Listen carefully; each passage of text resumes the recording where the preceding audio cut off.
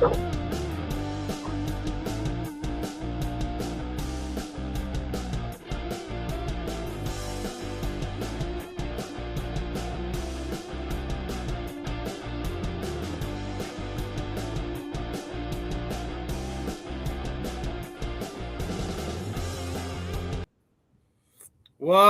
is up, sports fans? We are back for another episode of The Fan and the End. I'm your host, as always, Stephen Rychel. To the right of me, the man, Mr. Marvin Powell III. And below me, the big man himself, Mr. Ben Troupe. Ben, guys, fellas, how we doing today? Doing good, man. Doing good. Getting ready for this. Getting geared up for this super duper. Got a potential SC. What is it? What'd you say last night, Marvin? The SC Hawks. The first quarterback a Super Bowl. Yeah, we're getting our first. You get that? USC quarterback he's gonna win it. Listen, I'm not always overconfident about things, but I trust in that Seattle defense. I mean, hold on. No. I'm just asking Marv. Is the trash talking ready? Like, y'all, they win it, Super Bowl MVP. Are you who's getting the first call? Do you got mail number to say? Do you see what happens? This you know what I'm saying? Like, I'm just, Well, listen, Mel would be quick to throw Troy Aikman at me anytime I mentioned he would. But y'all, listen, for USC, the school who, depending upon the year, we've put the most NFL draft picks out there. We've had the most NFL players in history, and it's odd to think of all the players that we put out, all of the 14 Pro Football Hall of Famers and the others who are coming. Well, it's 15 now with Troy Polamalu, but it's unbelievable. We don't have a quarterback. You think guys that we've had a bunch of guys who play in the league. We've had like 20 guys drafted, and we've had 20 quarterbacks drafted into the NFL. A few of them had decent careers, but no Super Bowl. So yeah, this is historic for USC fans. It's historic for college football in that sense. And I'm eager to see Sam Darnold run that score up, get that MVP, make some amazing plays, do what he did in that 2016 Rose Bowl against Penn State. Y'all remember that when he was out there with Saquon? That Rose Bowl. Saquon was on the show. Yeah, so no, this is a big deal, man. It's a big deal. So I'm excited about it. And as a Jet fan, I am 100% going for them Seahawks today. The US Seahawks. And it's not just that Darnold's there. It's the fact that Ben was talking about it last night. Evil Empire can't get another one. We have to come together.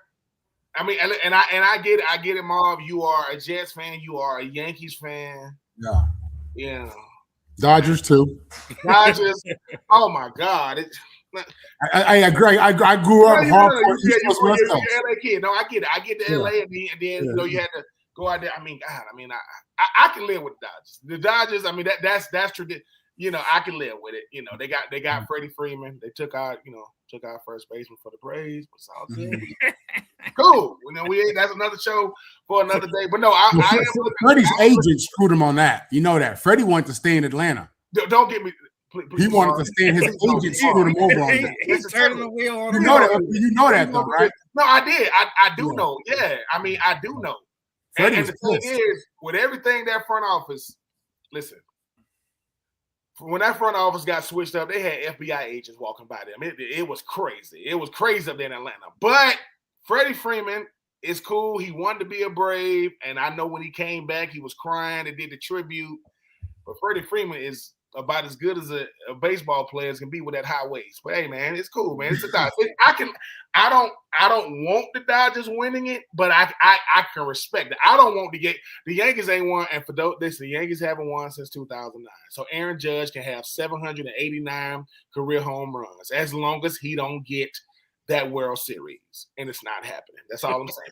Love you, Aaron Judge, but no World Series, sir.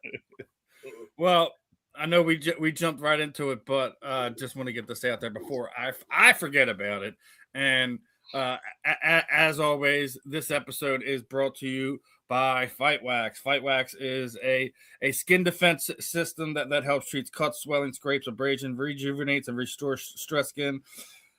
Customers have used for soreness, stiffness recovery, designed to help athletes in active lifestyles, and it also provides an ultra silky, non-greasy feel. Deep hydration for everyday skin care, helps fight dry skin. Customers have used it for eczema, psoriasis, and other skin disorders.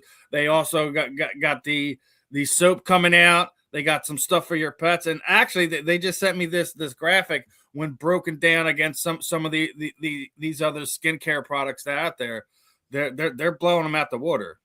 And as far as actually being helped what they're saying, and then you look at this when you're looking at some of these other skin care products, they're $60, $50, $80.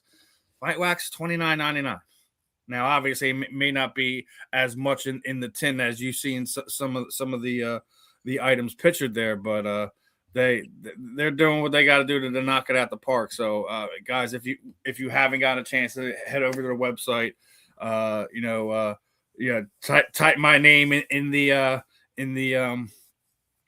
area to get access to the site. Go grab yourself some stuff. As Lincoln said, we got some stuff coming to Ben, coming to Marvin, coming to Scott and Candy. So support the companies that support us, and make sure you guys are checking that out. So one of the things I want to talk about to you, we talk about a lot of times, athletes playing hurt, athletes playing injured. I don't know if you guys have seen this over the last few days, but Lindsey Vonn had a tough run. She was doing one of her last little practice runs before we're getting into the Olympics, and completely blew out her knee. And from what I'm hearing right now is she's still going to compete, that she's basically wrapping her up. And, her comments, as you can see here, she's not letting this last opportunity slip through her fingers, that she's going to do it. And that's the end of the story. Now, we talk about how tough hockey players are, how tough football players are, how tough our combat sports athletes are. Man, that woman tough, because you already know when it comes to that it's going to be bouncing her knee around, hitting them slopes. What do you guys? I'm going to start with Marvin on this one. What do you think about Lindsey Vonn basically fighting through doctor's orders and everything else in between for her, one of what looks like to be one of her last chances to get that gold medal? She's an elite athlete, which means she's a dog. I mean, she's a straight dog. She is a straight competitor. You know what I mean? She got it deep. I mean, she's done her little modeling stuff and dated her little celebrities, but this ain't no 90210 girl. This is a dog competitor who is used to competing against the best in the world. And she has the same mentality as a Floyd Mayweather or a Lawrence Taylor or Aaron Judge. You know what I mean? She's a dog. And it does not surprise me as she's getting older and realizing that the reality of her not being able to ski again, that hits her. She realizes that. She realizes how connected and how one she is with that sport and the training and just the lifestyle of an athlete. She misses that. So she has an opportunity here to go get it. I don't know the extent of her injury. I don't know what the timeline's really looking at for her in regards to how fast she can get better. And, sports science has evolved and we're in a different day. But the biggest factor in her getting out there is her heart and her character and her drive. This is just showing you that even in a sport that you think is passive and and sexy, like skiing and it's the snow and how cool is that? Them people in them boots on them skis is dogs for real. That's what this reminds me of. And as a competitor, I respect it, and man, I'm rooting for effort like that. That's the kind of heart, that's the kind of heart we need at USC. You know what I mean? We need, people who willing to go out there and just get it done, regardless, no excuses. I love it. Ben. Yeah, I agree. Respect to her. I mean, Lindsey Vonn's telling people this is who I've always been, and I get it when you talk about being able to do these things. I got people don't like this. Listen, 1960 to 1989. People that was born in that era, And I nothing against people born in the 50s and nothing against these youngest born in the 90s. 1960 to 1989, that was a different generation, people, right? Lindsey was born in 84. She know how to go out there and get it. And like you said too, Marv, she's letting people know, look, man, I'm not doing nothing noteworthy other than the fact that I would have done this 10 years ago. If my knee goes out, I mean, what you gonna do? Unfortunately, I can get another knee. It might not be a real. I can get another. I can't get this opportunity back. And no, she's really talking to her competition. Oh, y'all thought I wasn't going. Nah. See, they read that. Hey, Lindsay, man, she blew her knee out. I just seen Lindsay out there. What you mean she's still out there? I just seen her. Nah, she's not gonna do it, right? Who told you that? Ronnie lied. People cut his finger off. And people like, that's crazy. That's football, man. You know how different you got to be a professional athlete? You different. There's nothing, just because I'm meek and I'm easygoing, I'm a different animal out there. I got to be. Man, what you gonna do, Ronnie? Cut it off. What you gonna do, Lindsay? Man, put some tape on it, put some Bengay on it, man. I got a couple of dollars, man. I got enough brains and just enough change. Let's go out here and do it. Because if I don't do it, this is what she's really saying. I don't think they better than me. Even with my knee like this, I don't think they better than me, man. And that's what really drives you in sports, is to say, I don't know. I mean, you know how many players that say, I remember Marvin Powell, you talking about the one that played fullback? Yeah, man, that dude was different. Because I'm going to make you play football today. All that cute stuff, no, we about to run ISO. You know what's coming. I know what's coming. Out the power eye. I ain't coming in motion. I'm coming out the huddle. I'm looking right at you. I ain't blinking my eye. Lindsay is saying, do you really want to do this, ladies? To those that's coming behind me, if you ain't willing to put this in, don't even come out here on these slopes, man. Hey, I got a messed up knee. Hey, man, I ain't been 100% since they said it was a girl. Since 1984, I've been scratching and clawing since then. I respect it. Regardless of what happens, I respect what she's done. Because when Kobe tears his Achilles, he walks up to the line and shoots his free throws, crying and everything. That's the part of sport that let people know, man, y'all sharing the court with a dude with a torn Achilles who shouldn't even be able to walk, by the way. He said, let me just shoot my free throws. What? I'm going to shoot my free throws. And I'm going to cry all the way to this locker room. That is what so shout out to her, man. She's done it all in the sport. But she says, as long as I'm out here, I'm out here. No excuses. I'm not going to let age and none of that be a factor. I respect it so much. That's why Tiger Woods won't retire. He should. Got $1 billion. Nah, bro. I think I can't remember how many years removed we from that Masters that he won like 3 or 4 years ago when he come around, that back now, on the 18th, when they with the red polo on and the black slacks, you know what I'm saying? Tiger Woods birthed a whole generation of golfers. All them dudes want to be Tiger. He out there with them, beating all y'all. So, Lindsay, keep doing your thing, man. As long as you want to do it, do it. You've earned it. What they gonna do? Tell her no? Hey, Lindsay Vaughn said, do not take her name off the list. Where's she at? She's back there. She's gonna do it too. She's getting it. She ready right now. I respect it. I mean, I got 2 daughters, man, and one of them play basketball. And my daughter's always saying, man, Daddy, I'm just as good as the boys. I said, no, you just got to be just as good as you. You bump them. You ain't compete against them. Go out there and show them ladies out there you can get it. You know what I'm saying? Like, you don't got to compete with them. And guess what? The fastest women in the world will beat most men. The fastest woman in the world will smoke most dudes. So don't give me that. Don't give me Usain Bolt. I know he the fastest human being ever. Could she beat you? Yep. Smoke you. So I respect it so much, man.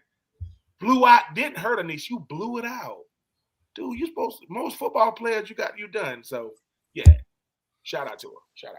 Yeah, I was like, listen, she's been so close so many times, and when I heard that, I'm like, oh no, that's like the worst time to have something happen, right?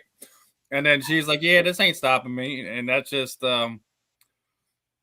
remember when the whole Nancy Kerrigan thing was going on, and you still competed regardless. Like it kind of reminds me of stuff like that. Like when you hurt, you're injured, you're not 100%, and you still find that way to go out there and do their thing. And we got my homie Meg on there on live on my TikTok. Want to make sure she knows. I don't know if you guys can see this because I got my screen. If you can see my hand right here, you see right here, it's like a little webbing thing. Yeah. Yeah. I want to say my freshman year, sophomore year, college, the football went all the way through my fingers and it split the webbing. It split the webbing down here, right? So here's the thing, right? And you know how Marv, football players, I can see down in my hand. They took me inside, they put my hand on the top of this bucket, and they was putting saline on it. They got to clean it out. I'm going, right? They stitched me up, right? Here I am thinking, dang, man, I mean, they buddy take these bad boys. Listen, and that's the first practice. It's 2 days. This is college. Next day, I mean, later on that day, I'm outside. Think about this for a second. Think about what it said. Think about what it said to my teammates and to them young. I'm young myself, but to the ones come behind me saying, wait a minute, bro, you still going to practice?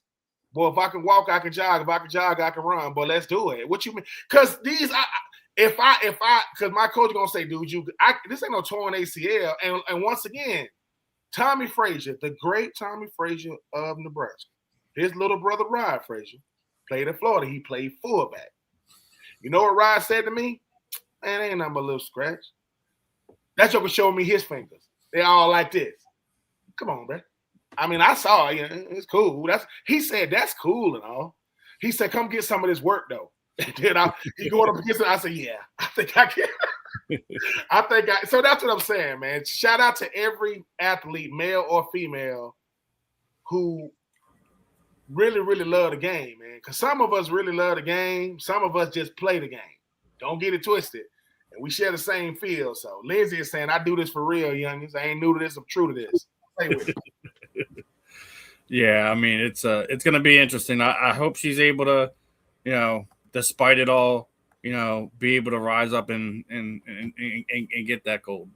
We'll see how it all plays out, but trying to stall a little bit here, but we'll see if Eric's going to get on before I try to jump into another topic here as it get to that point. But how old is she? 37? She's 41. She's 41. She'll be 42 this year. She'll be 42.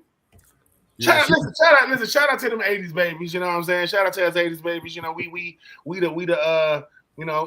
unks too, Marv, you know what I'm saying? I know you got a couple of years, we all unks though, And listen, and to those people trying to hijack the word unk do not mean uncool. Shut the hell up. That is not what that means. I'm just saying. I'm just saying. They stop. I saw that on Facebook. I saw someone. I'm just saying. No.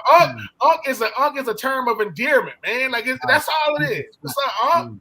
Yep. What's up, OG? Yeah. You know what I'm saying? That's it. Like everything don't got to have a meaning behind it. Shut the hell up means exactly what I said. That means shut the hell up. That means be quiet. Go somewhere else with that nonsense. Mm-hmm. Yeah, you got it. So, and I guess we'll get into a topic right here since I haven't seen Eric pop in the back yet. So, I gotta talk about this one, man. I gotta come at your boy LeBron neck, Marvin. I can't with him anymore.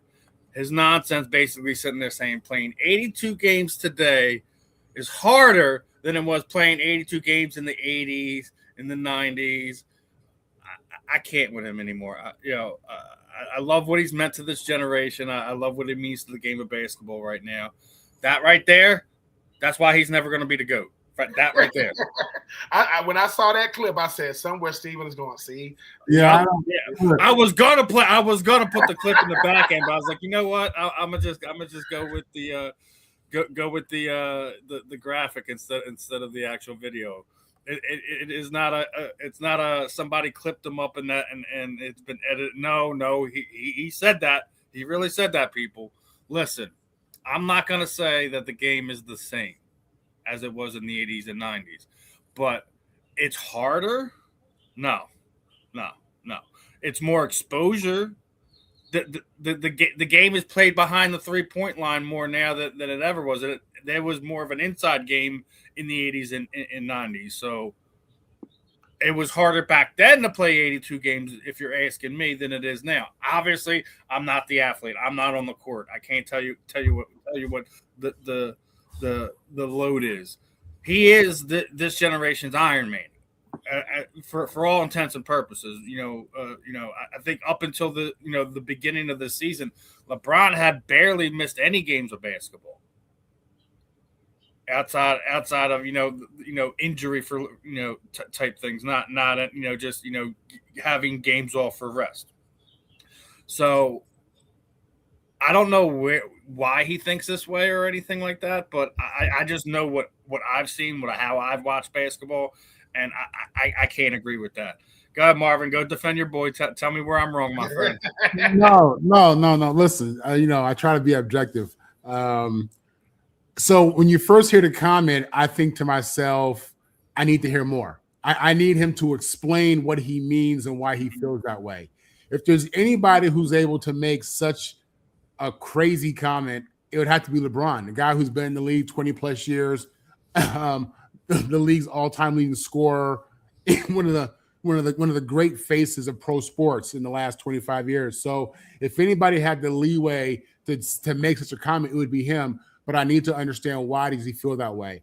Because listen, I was born in 76. Okay, I really started watching NBA basketball, college basketball when I was about 10 years old. So I'm watching 80s, 90s out the gate, and there was nothing easy about that league at all. This was a league of big men. This was a league of, it meant something to go into the paint. You were a certain type of player if you went into the paint. This is before the 3-point shot was sexy. This is collision basketball. This is contact basketball. This is elbows to the face. We can get into a fight and not be kicked out of the game. That was the NBA back then. You can get into a fight, throw punches, and you still stay in the game. Okay? So versus today, you look at Steph, man. Steph is amazing. I'm always asking myself, where does Steph rank on the all-time list at this point, considering how he's changed the game and the 3-point shot is everything now. And that's all Steph, right? And that's cool. But the game has changed so much now, and these dudes, I don't feel like the fans today and young players today have the same appreciation for that paint and paint play and how tough that is and how physical that is. But at the end of the day, when you look at all championship teams, they're good in the paint. They can shoot, but they're good in the paint. So I disagree with LeBron just on the face of what he said. Again, I would need to hear his reasoning for that. But listen, man, LeBron James is a human being, y'all. Okay. I think he's mentally tough. I think he's done a phenomenal job of being the leader in basketball, one of the leaders in pro sports, but he's a human. He hears the stuff, the rumors, and he has the internet. He knows that there's a debate out there. He knows there are people out there who question his career for different reasons. And sometimes you see him turn human. A lot of times he's just tone deaf, doesn't hear it, doesn't respond to it. But sometimes, he does. And I think this is part of that, But I would need him to explain that, because I thought it was very silly of him to say that. But again, I had to take a step back. It's LeBron. You got to give him a chance to explain himself. He's somebody. So, yeah, I don't agree with it. I didn't like it. I don't think it helps for all the people who think he's soft and weak, and it doesn't help that argument for him. And it's something that I'm waiting for more explanation of. Ben.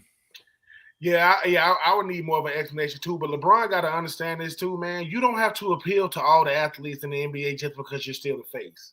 You don't got to say that stuff because you a lot of these young guys in the league know that you are the voice, right? What do you mean it's harder now? Guys make a lot more money now, and like you said, Steven, they like a lot more exposure. But LeBron, you still outperforming some of these guys. You 20 years older than. No, guys are given a pass for load management. They're allowed. Kawhi Leonard has shifted the narrative in the NBA because he the one started the load management stuff. And now I go, dude, you get 82 opportunities. You're a pro. You get 82 opportunities to go out there and get it done. Your knee's supposed to hurt. You're supposed to be what? You see Kobe after the game, he got the ice packs here on his shoulder. He got the ice packs on his knees. But he's also in the gym every day. Once again, I keep saying this. You got guys that play the game. You got guys that love the game. The problem is there's a bunch of them that's playing it. They say they love it. But if I'm paying a ticket to come see you and you ain't hurt and you like, hey, man, I just took one night off. Shame on the NBA for that. They shouldn't allow that. You mean you going to take a night off? No.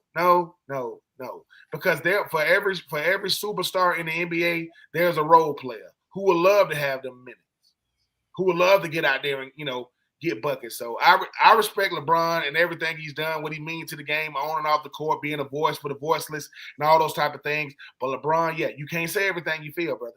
That's not true, right? That's not true, right? There are certain people that make basketball look easy, and it's a lot tougher for other people, right? But the game is the game. You get 82 of them. Let's rock. What do you mean? That's like going to training camp and complaining that your body is aching. Dude, it's supposed to hurt. If you ain't played football in 3 months and you go out there and run around and you don't feel nothing, your body is dead. You don't have there's nothing there. You need to go to the morgue. No, it's supposed to hurt. It's supposed to be a grind. Everything ain't gonna be complimentary. Everybody ain't gonna applaud you.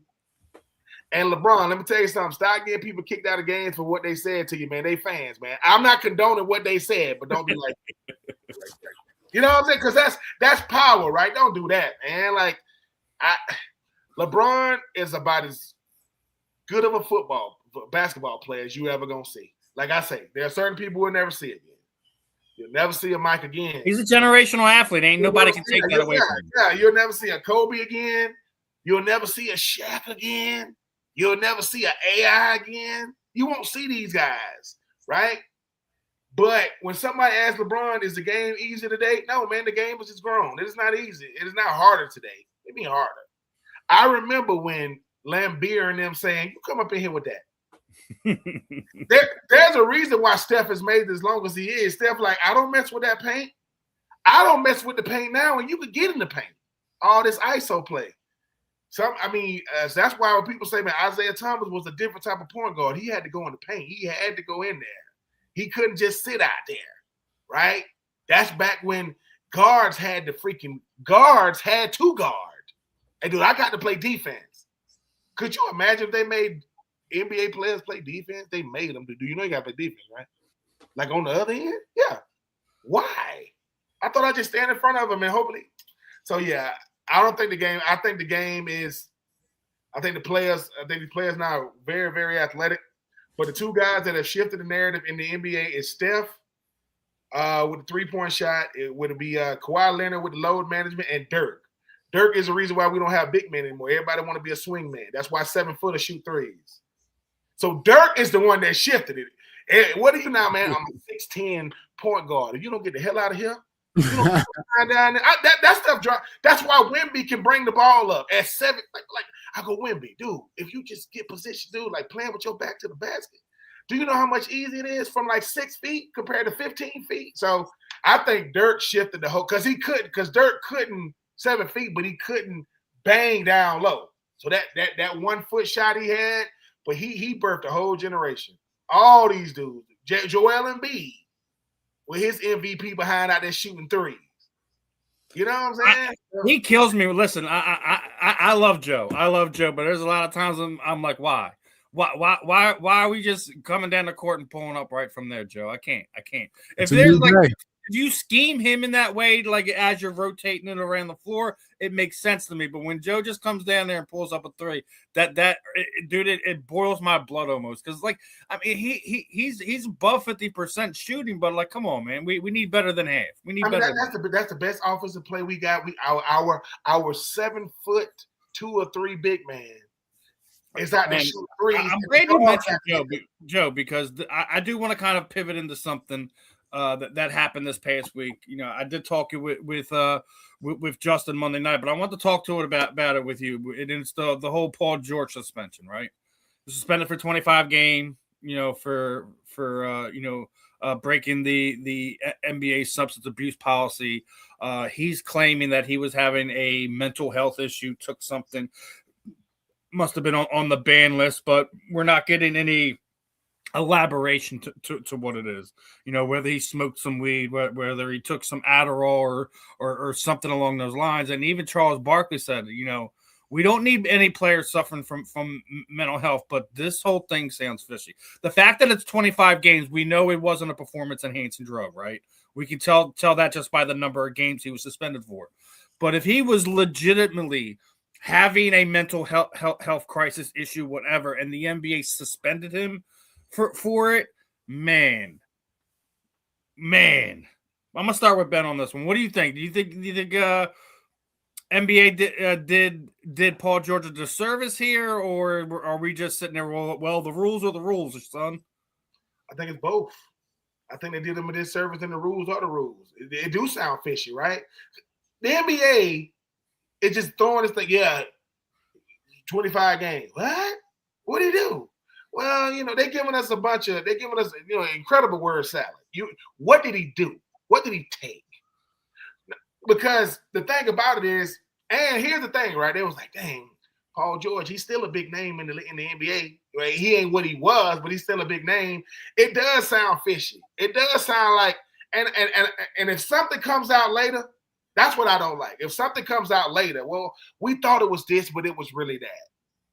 Well, what is it? 25 games is a lot of games.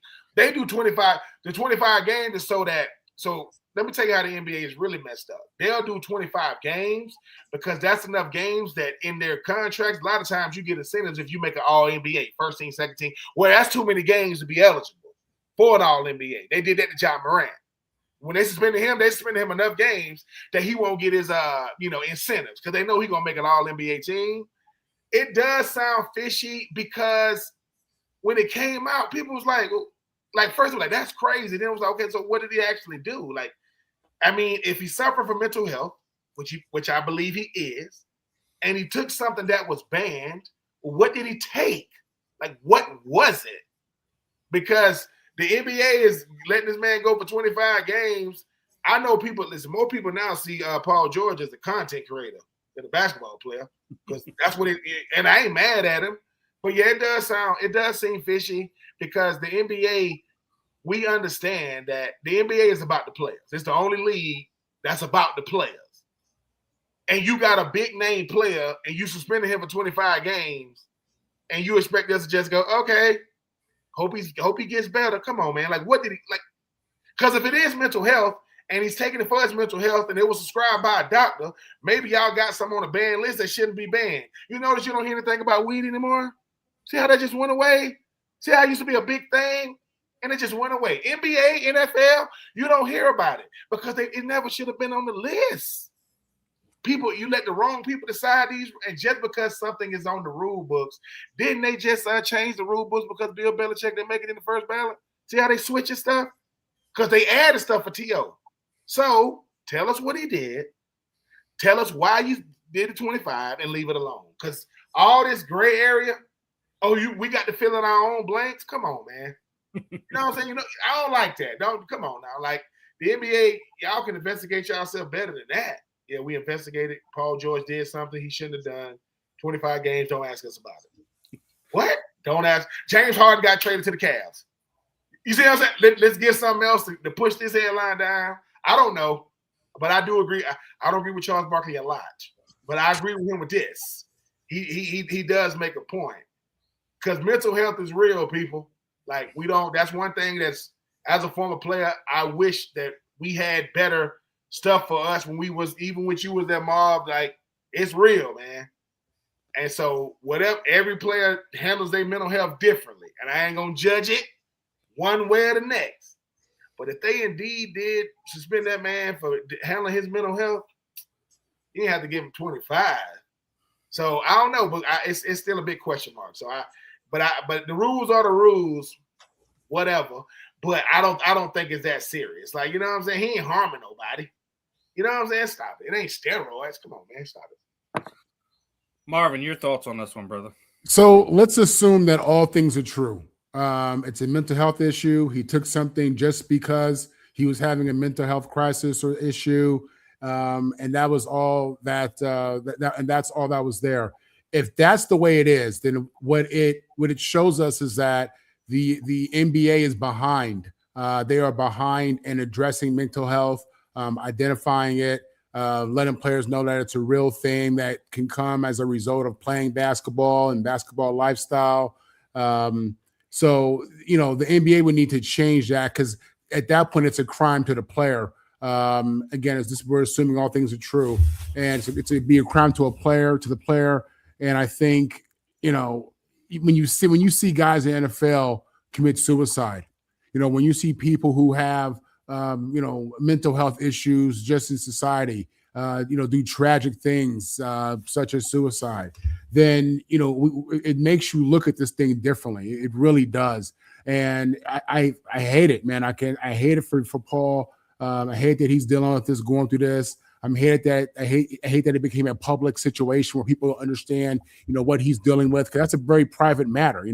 People deal with this, all across the world, all across America, but they don't get put on blast for it. You know what I mean? And, the label that comes with this, he failed a drug test. And, I think, to be honest, what's really fishy and weird, now I'm flipping it a little bit here, what's really strange is, if I was Paul George, I would just come out and say what I'm dealing with and what I took. I would. I mean, it's nobody's business. Okay, it's nobody's business. But when you look at how this is being labeled and what's really going on, I think most people in the world would understand someone saying, "Hey, I'm dealing with a little bit of depression, things going on, my career, this and that." That's a human thing. We've all been through that. So we get that. And if this dude is self-medicating or taking just something that he got from a doctor, I mean, whatever it's going to take to help this young man get better, I don't see a shame in that. Ben said it. Weed isn't a thing anymore. You know what I mean? So in my mind, there's no way that he was banned from marijuana. I'm hoping that's not what that was. So, if I was Paul, I would come out and let people know. I think it validates the situation for him even more. Most people can identify with that. Self-medicating or depression, or just going through a rough time in life. Yeah, man, I hate the headline. I hate when I saw it, and I hope that Paul's okay and that the NBA makes some changes so that these brothers who going through something can deal with it their way. Now, I'm glad that last part, the NBA needs to make changes, because my look at this is I'm making an example of Paul. That's how my look at this is, because like Marvin said, if we assume everything that's being said is being true, why are we suspending him for 25 games? Why not just 5, 10 games, 15 at the most? When you're knocking that many games off of his thing, it's hurting him more than it's helping him. Then you're going to leave him if he is having a mental health crisis. Now you're leaving him away from his teammates, away from his brothers, at home where he can't really do much with the team, to his own devices. You're isolating him. No. Like and as Ben said, we all deal with things in our own way. So maybe you do find a way to have some type of common ground and not punish him to that extent.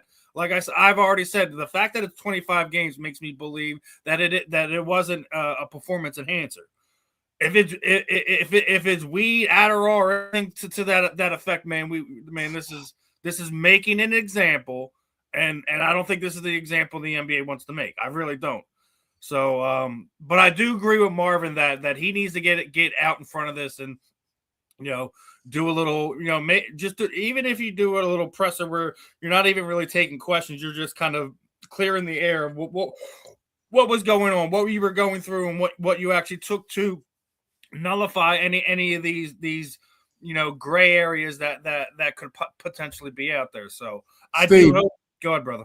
Man, listen, whether it's red wine, Xanax, marijuana, I think most people can identify with self-medicating, going through a tough time, and just, man, I need to get me a glass of that red. I need to get me a beer. I need to take, I'm not saying it's good or it's bad. I'm not even judging it.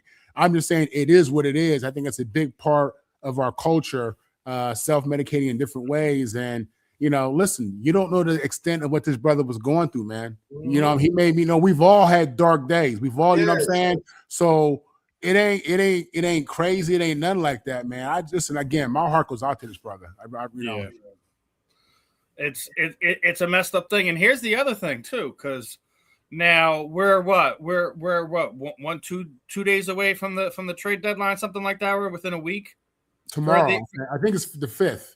I think exactly. So all right, so because let's be honest. We've been hearing a lot of rumors that Giannis is trying to get out there, and Philadelphia's been one of his destinations. I can almost guarantee you, Paul George was going to be a part of those conversations. Now, can he be traded now because he's suspended? I don't think so. I don't know all the NBA bylaws or whatever, but that hurts not only Paul but the Sixers in another way of being able to kind of improve their team over that next 25 game period because they're missing him.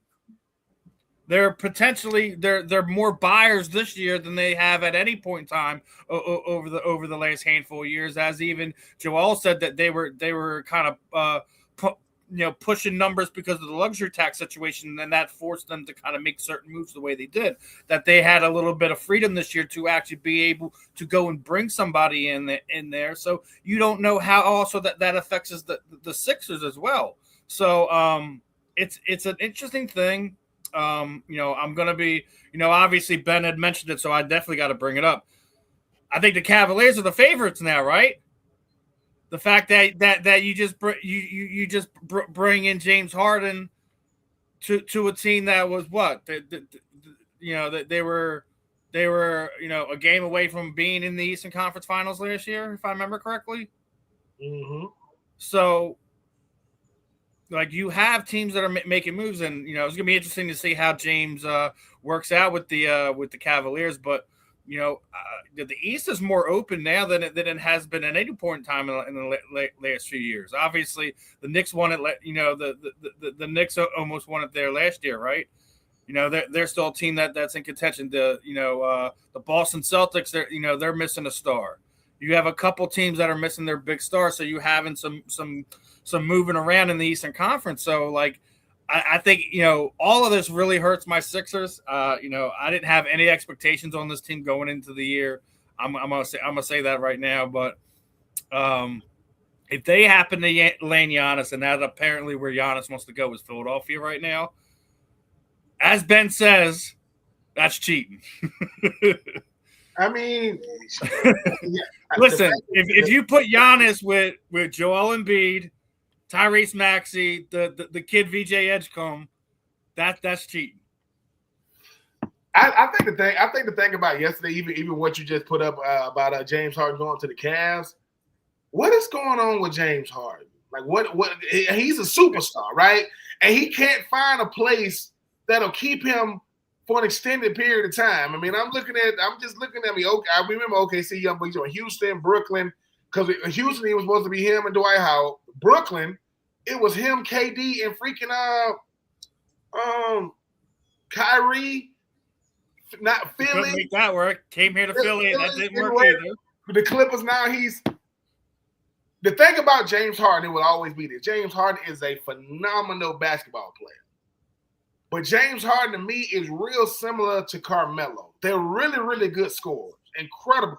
I don't know how good they help their teammates. I'm not saying they're a bad teammate now. I'm not saying they're bad, but do they elevate their team around? And James Harden's problem has always been the postseason, hasn't it? That's when, we know what you do in the regular season, man, with the crossover left-handed beast. And then all of a sudden, we need you to be super. In the postseason, right, wrong, indifferent. I mean, it was big news. I mean, everybody thought that LeBron was going to get traded somewhere. He's going to finish out his year with the Lakers. Giannis saying he don't want to. I think they're trying to work that trade right now. Is Draymond Green, is he still with the Warriors or is he's still there? Okay. Yeah. I know that he's made it open. I know he's came out and said he want to play with LeBron, right?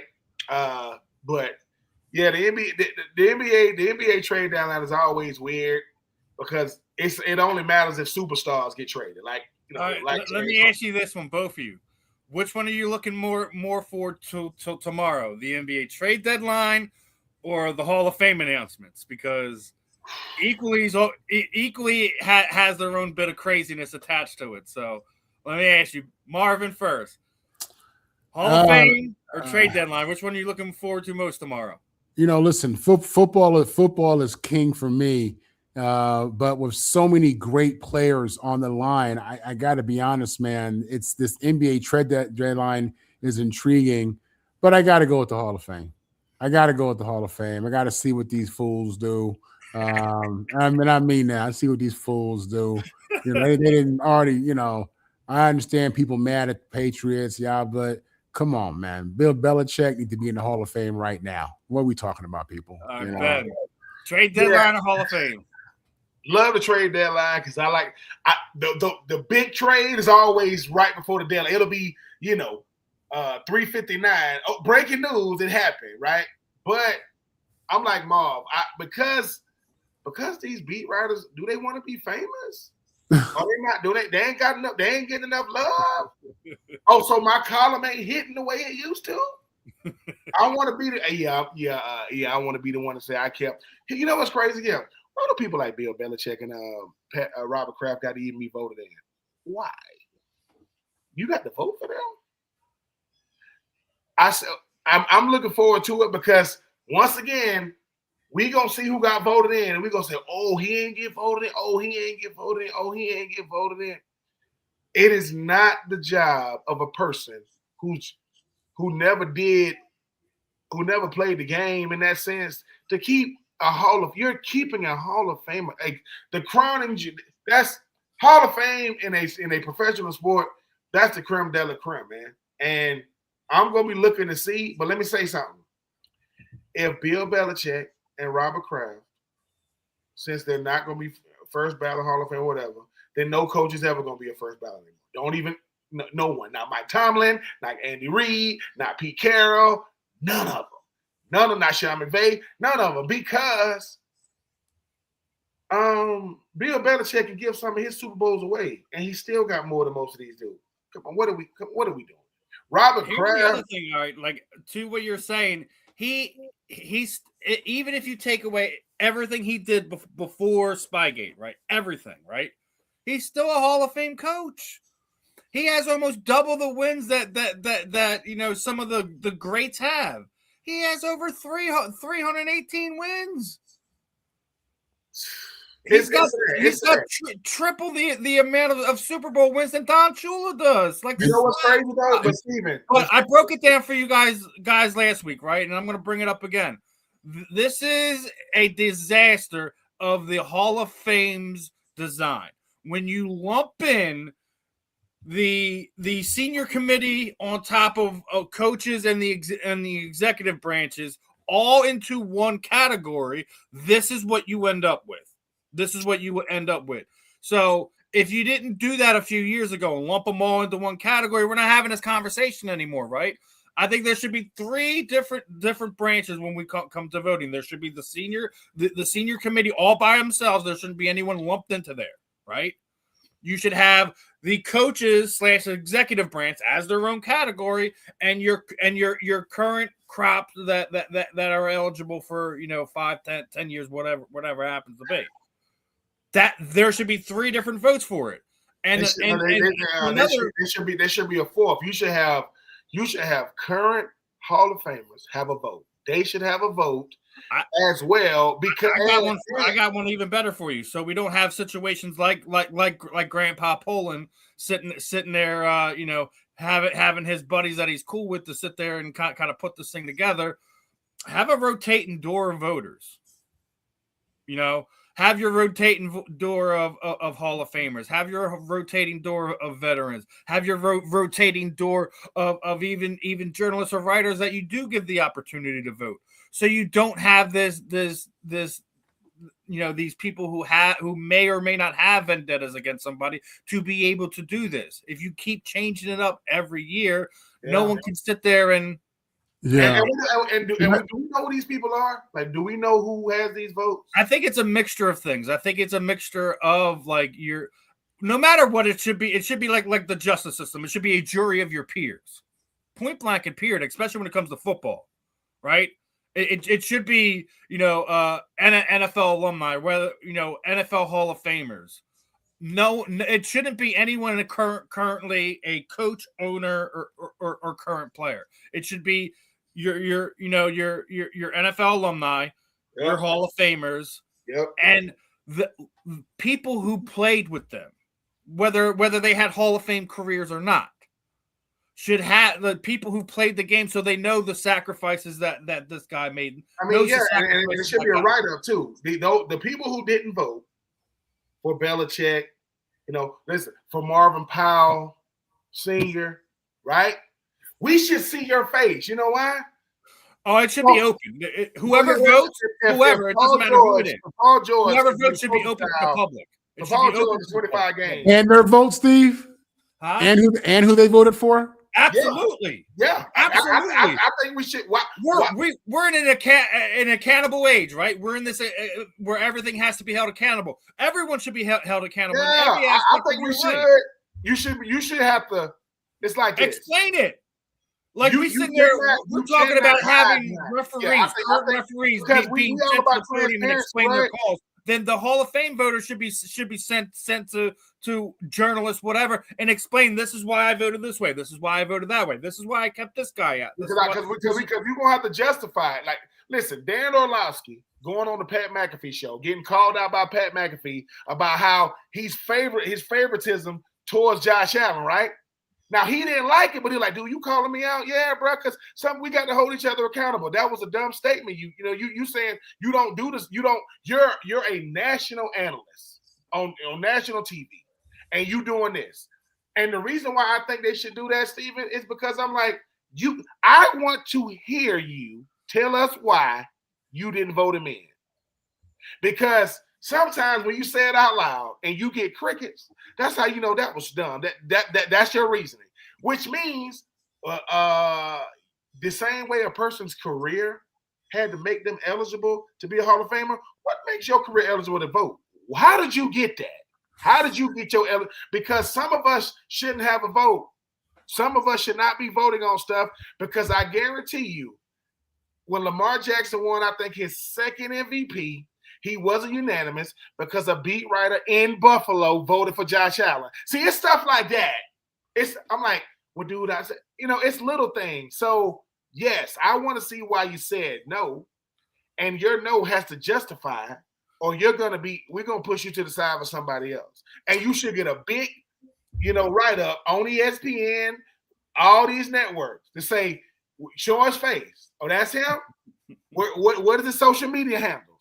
You should have to go through the same because you messing with somebody's legacy, man. You mean to tell me this dude right here that I'll never meet kept me out? Some dude in Idaho, name, I think it's crazy because it's too hard to even be in consideration for a Hall of Fame for anything. High school, college, pro, semi-pro, and then you telling me. So every offensive lineman you ever met said, yeah, man, this dude named Marvin Powell, man, he was crazy good, man. I mean, ridiculous. And some beat writer go, yeah, I went to UCLA. He wasn't that good. What the? And I'm telling you, this stuff happens. I don't like that, man. Because once again, no, bigger than that.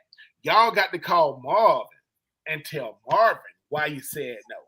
Marvin, you're wrong. Tell me, Marvin. When I saw your dad, you know what I'm saying? Because it's. You're robbing, the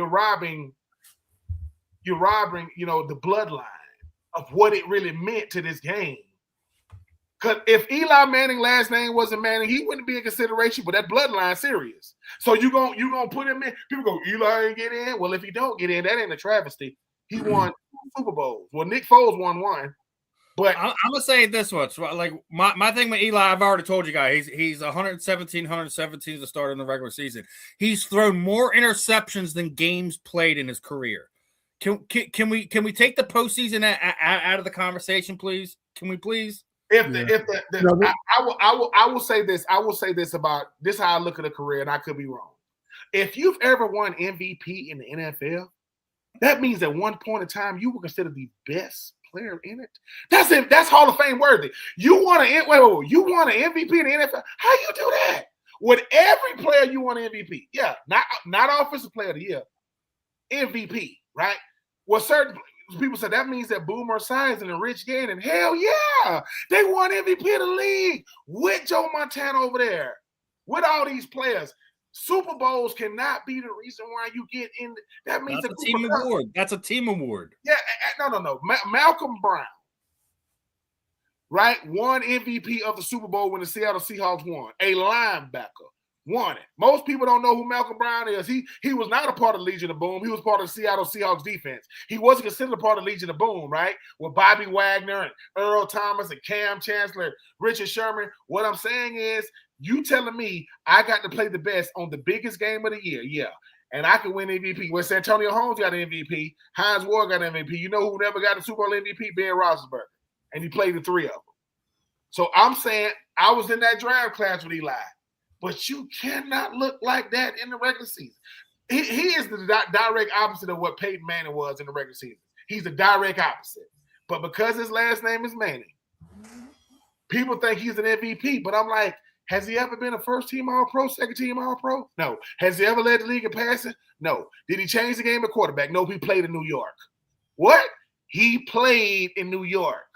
That stuff, with that media market, like Odell Beckham Jr., that one-handed catch, they lost that game. They lost. Now the catch is crazy, but they lost. Yep. Right? When when AI crossed Jordan, when he crossed him, right there at the three, Michael Jordan had 47 and won that game. But listen to Mike them won that game. He had 47. I'm just saying, a moment in time can't be the reason why you get an MVP. Getting the Hall of Fame. You was an MVP. Like, you was an MVP. Think about this, Marv. If you was in the Super Bowl and you was an MVP as a fullback, you're like, dude, that's crazy. That's a Hall of Fame moment. That is a moment that is enshrined, right? But they're gonna say, all right, man, what you do in the regular season? Eli, I went 117 and 117. So even your career was subpar. I was just, you know what I'm saying? I was good enough to not be bad. That's what I was. But my last name is Manning, my dad's name was Archie, and my brother's name is Peyton. Oh, shoot, you the Royal family. Yeah. We like the Matthews. You know what I'm saying? Kind of. We like the Sharps, except both Shannon and Sterling did it in the regular season. I'm a Manning I beat the GOAT twice. So that should be Nick Foles beat him. Yeah, that's a little different. So he's probably gonna get in one day with the senior committee. It shouldn't be right now because Luke Kuechly played like 8 years. He had 7 first-team All-Pros, like 1 second-team All-Pro Defensive Player of the Year, and he ain't get in first ballot. Stuff like that. So I thought I knew what a Hall of Famer was, but I'm not a beat writer. So maybe I don't know what I'm looking at. Man, when I hear both of y'all talk, man, I recognize that with the voters, we wanted to hope that they could be, professional and non-biased and objective. And the reality is they human beings too. You know what I'm saying? They get emotional too. They got feelings too, and those feelings bleed. It is true. And it's crazy. You know what I'm saying? They got their own morality laws in their head. And, this guy deserves it. This guy doesn't.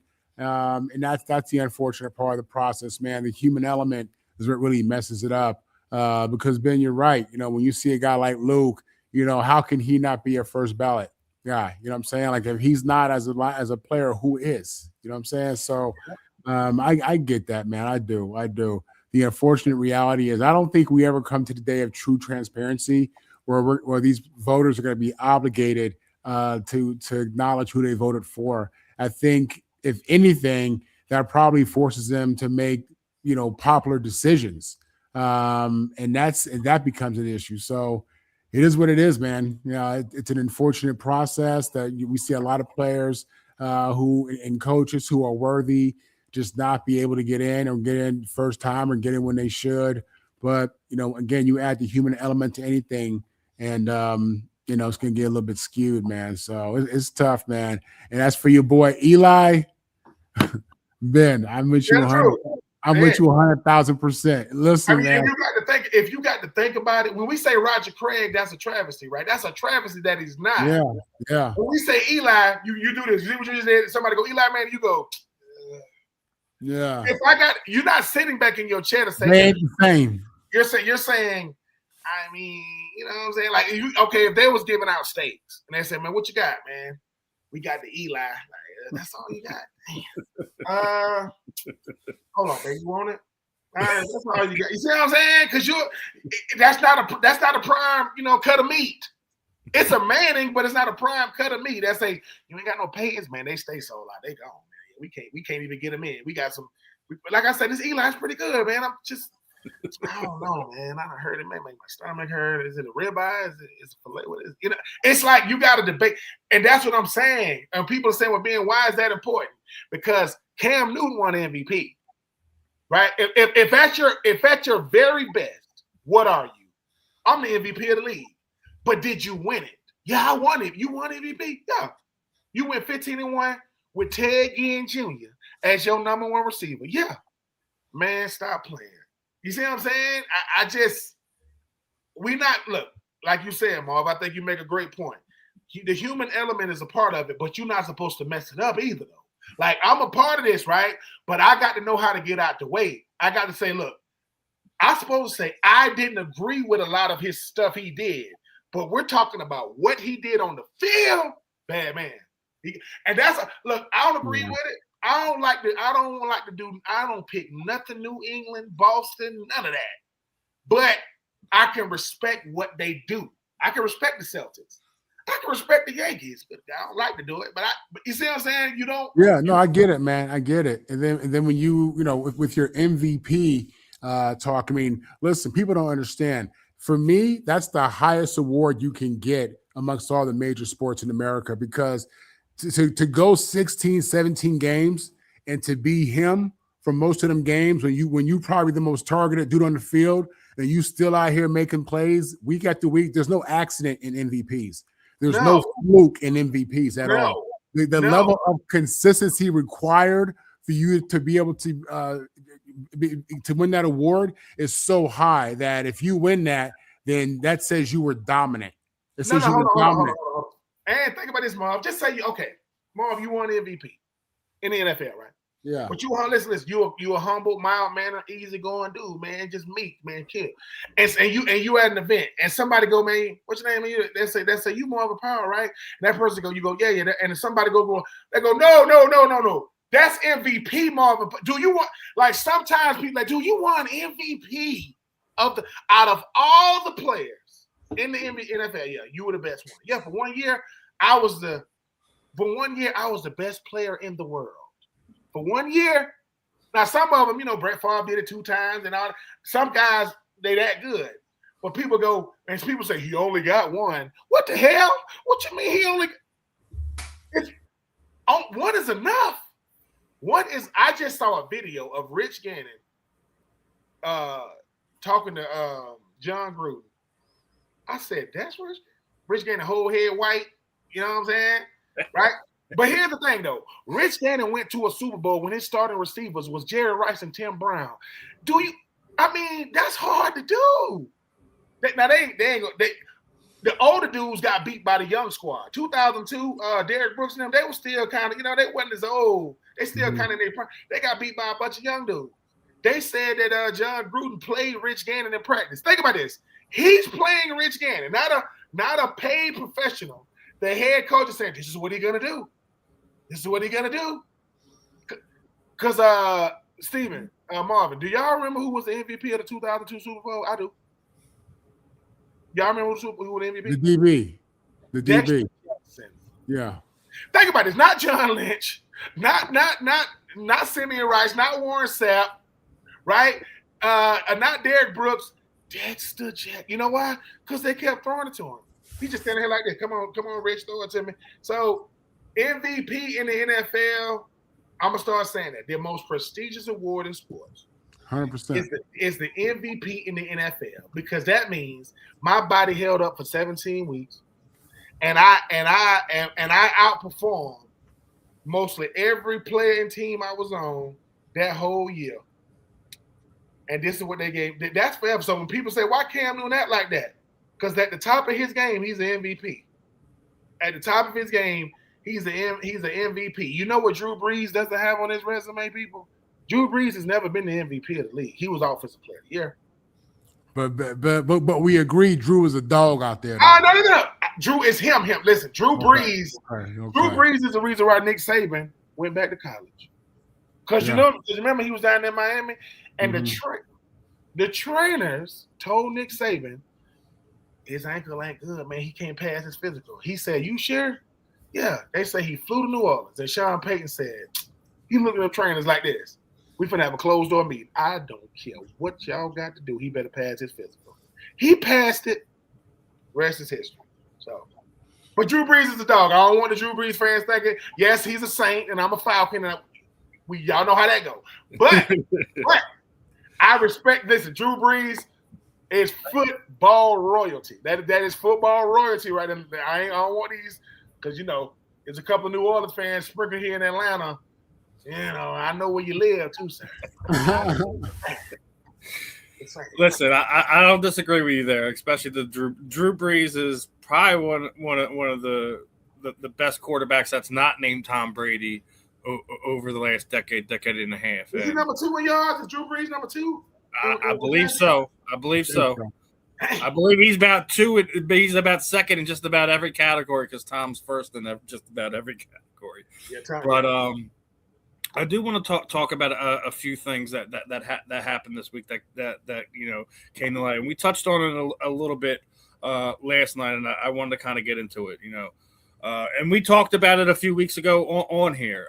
The Rooney Rule is an absolute joke anymore. It's a joke from top to bottom. The fact that and even Mel said, a quarter of the league's jobs came up, and not a single black coach was hired. We're talking about Brian Flores. Well, why hasn't Byron Leftwich gotten another job interview? He's been an offensive coordinator for a few years for a couple different teams. It's disheartening on some levels, just because we the three of us already agreed the Rooney Rule is an absolute joke. It's a farce at this point in time, right? We all got teams that has all got their guys that they want, they like, that they would rather have in the job. I guess I'm going to start off with Marvin on this one. If you had to put an opinion to this, and you felt why this particular season we didn't get this particular hiring cycle, we didn't get a African American coach. I don't even think there was one that even went in for a head coaching interview during this cycle either. So yeah, I mean, you don't know who was interviewed, who wasn't sometimes. But listen, really what it comes down to is these owners, let's call it for what it is. These older white men, in many cases, they don't really have, a lot of these people, they don't have a lot of relationships like you would think, even though their employees, their teams are 75% African-American. They're not rubbing shoulders and hanging out and getting, ideas from men of color. I think it comes down to just a lack of awareness, a lack of who's around you. I think they feel more comfortable, getting recommendations from the people who are in their circle, and the people who are in their circle are probably not African-American. You know what I'm saying? And I think it comes down to just what you're comfortable with. And that's unfortunate, man. The Rooney Rule, there was obviously the right intentions. You hate to get to the point where you have to mandate, that you at least consider, hiring people of color. But that's the reality of where we were. That's the reality of where we are. It's hard to believe that in a league that has so many black players that none of them can ascend to the ranks of head coach at a faster or better rate. That's insane. It's crazy when you really look at it and you break it down. And in this case here for this year, there were 9 opportunities. Pretty much a third of the league was open, and none of these teams felt that there was any African American that could fill that role. I have a hard time believing that. I just think that we deal with older owners who are from a different generation, and the old school of thinking is still in play. The good old boy network, whatever you want to call it. I think a lot of it really is just like I said before.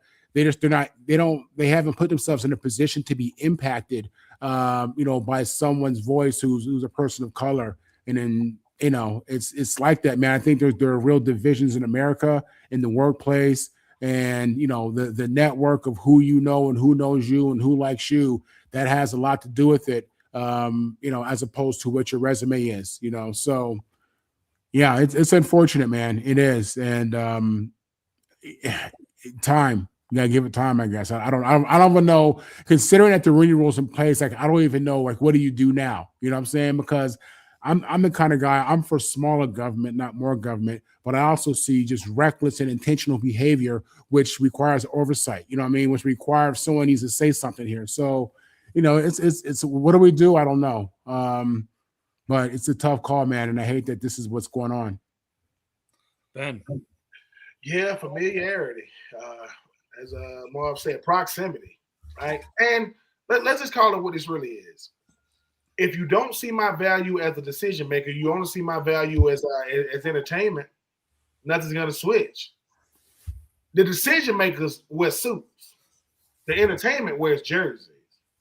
And when you start talking about, and here's the thing, I think another thing's not being talked about. Mike Tomlin scares these owners to death. These other 30, they're like, that dude did that. Yeah, he was there that long. Yep, they didn't fire him. Nobody walked away. 19 years. 19 years. One dude. Is that saying that every black dude gonna do that? Nope. That's saying that he has the capability of doing that. Right team, right scheme. Look at the result. If you put it, and the thing that keep puzzling me about all this is like this. What are the owners not seeing? Like, what is it? It's almost like, look, I don't got time to sit you down and give you a black history lesson, sir. I'm just telling you, just don't not hire me because I'm a black. I don't want you to hire me because I'm a black dude. That's crazy. But it sounds like you will hire a white dude because he's a white guy. It ain't because they keep getting recycled. Jim Schwartz really think that he was going to be the head coach of the Browns. They got an attitude. Number one, Brown. Now to the Haslam family, y'all kind of disrespectful too. Like the nerve of y'all. Sorry, Jim. We're gonna go another way. But that's kind of why me and Marv say what we say. It ain't because we black guys. It's because we can see what's happening in plain sight. You're recycling coaches that ain't never been good. Forget they ain't never shown no promise. Josh McDaniels was supposed to be the head coach of Indianapolis coach. You know why a lot of people don't remember that? Because he got to Indianapolis, took his jacket off, and said, signed the contract and said, no, I don't want to do this. Went back to New England, became an OC. Did that hurt his chances of even getting jobs in the NFL? No. I think the thing about it is we got to get past this. Hey, dude, you got to be thankful if they give you an opportunity. Who the hell said I'm not thankful? I got to do it publicly? Thank you, sir, so much for this opportunity. I mean, forget the fact that, I'm the best at what I do, at my coordinator position. Thank you. Is that a good one? Can we put that out on social media? It's like we got to get past this thinking that we can only play the game. And look, you an owner, you do what you want. It's your team, you do what you want, right? Jerry Jones can talk all he wants. You think Jerry Jones going to hire a black guy as a head coach? Nope. Right? And the question is, why? Not that you have to, but why? And it's like we said about Paul George. Put it out, Paul, so the world can put pressure on the NFL to force them to tell it. You put it out, we'll do our part, right? But it is 2026. I can now to credit the Rooneys. Now they put their money where their Art Rooney rule was with Mike Tomlin. Now, so they did do it. They did do it. But Eric Bieniemy, we hadn't seen or heard from him since he left Kansas City. Byron Leftwich won a Super Bowl with Tom Brady. Let's see. David Canales was the offensive coordinator for the Bucs when Byron Leftwich. He the head coach of the Carolina Panthers. Liam Cohen came behind him. Dang, he the head coach of the Jaguars. So the two guys that came right behind Byron Leftwich both got head coaching jobs, and neither one of them won Super Bowls. I don't know what it is. I don't want to speculate, but until you tell me why, that's all I can do, speculate. All I can do is go, once again, we got this fill in the blanks. They being, why you think they won't hire guys? I say, I don't know. I mean, I don't know. I say because you would think that more white head coaches in college will understand their demographic. Yeah, they don't. They don't, and they've been benefiting from these people from eons ago. I just don't get it. And it's almost like if you are and how much pressure do we put on the black coach that become a head coach? Do you see they can't wait to get rid of him? I mean, he ain't get it done. You remember Sean Garrett? Yeah. What did he do with Dallas? I mean, nothing. and he was there for. And all I'm saying is, Coach Thompson, the old head coach of Georgetown, right? I agree with him. Look, he said, I think the measuring stick should be the same. Don't measure black guys against other black guys and head coaches. Measure black guys against mediocre white guys. Do that. Because if we do that, they don't keep their job too long. You can't fire them. And I'm not saying that everybody's mediocre. That's not what I'm saying. I am saying, though, it's a slap in the face to Brian Flores. Right? It's a slap in the face to Van Joseph. Stop showing him. He got to be up for a head coaching job. Who's the owner? Oh, same owners, right? Yeah. Mm-hmm. So I don't know what's gonna happen, but the only thing that can happen is you're gonna have to get a black owner that's majority owner. Because we got, hey man, how he get in here? This is the owners meeting. Oh shoot, he got a key. Yeah. And he comes in, and then he get to sit back and listen, because these conversations, something is going on, but it's all about who you're familiar with. And I get it, but is this about winning? It's about winning, right? No, it's about familiarity. I mean, I got to be around who I'm comfortable with. What the hell are you talking about behind closed doors? You saying something that you probably shouldn't be saying. And I'm not calling nobody nothing. I'm not saying that either. I'm just saying, when it comes to this thing, right? Talk to DeMaurice Smith, who used to be over the PA. You should listen to his interview. They say, dude, he say, the NFL is ran like America, through power and control. That's how it's run. And I just hope that I hope that if these black men get a chance to be head coaches, I just hope they give it a fair shake. Even if it's places like Cleveland, Arizona. You know what I'm saying? Because Nick Sirianni is half what he's doing and half where he's at. He's in Philly. You see that type of culture right there? Mike McCarthy is finna let us know what type of culture is in Pittsburgh. Because before him, this culture is the greatest, right? 3 head coaches. But the question would ask, why would you get a Mike McCarthy? He won a Super Bowl. Yeah, he won a Super Bowl. Yeah, he won a Super Bowl back when we had DVDs and MP3s. That's when he was winning. What? Here come that recycle. Hey, man, who can we get that's already done it?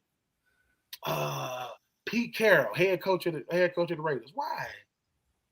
Nothing against Pete, but why?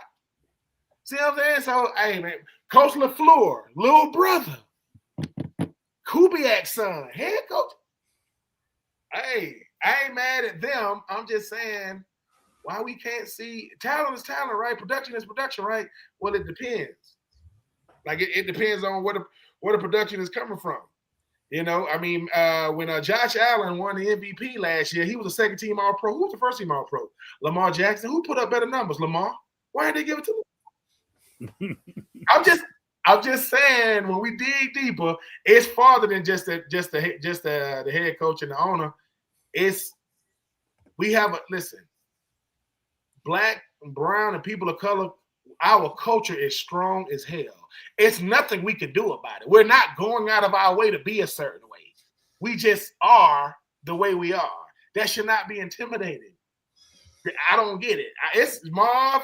We might have to do a deep dive. Might have to go to Princeton to see if we can get some of them kids to research it in Harvard and Yale. And people say, why Harvard and Yale and Princeton been? Because they're not going to respect anything. They're not going to respect SC in Florida.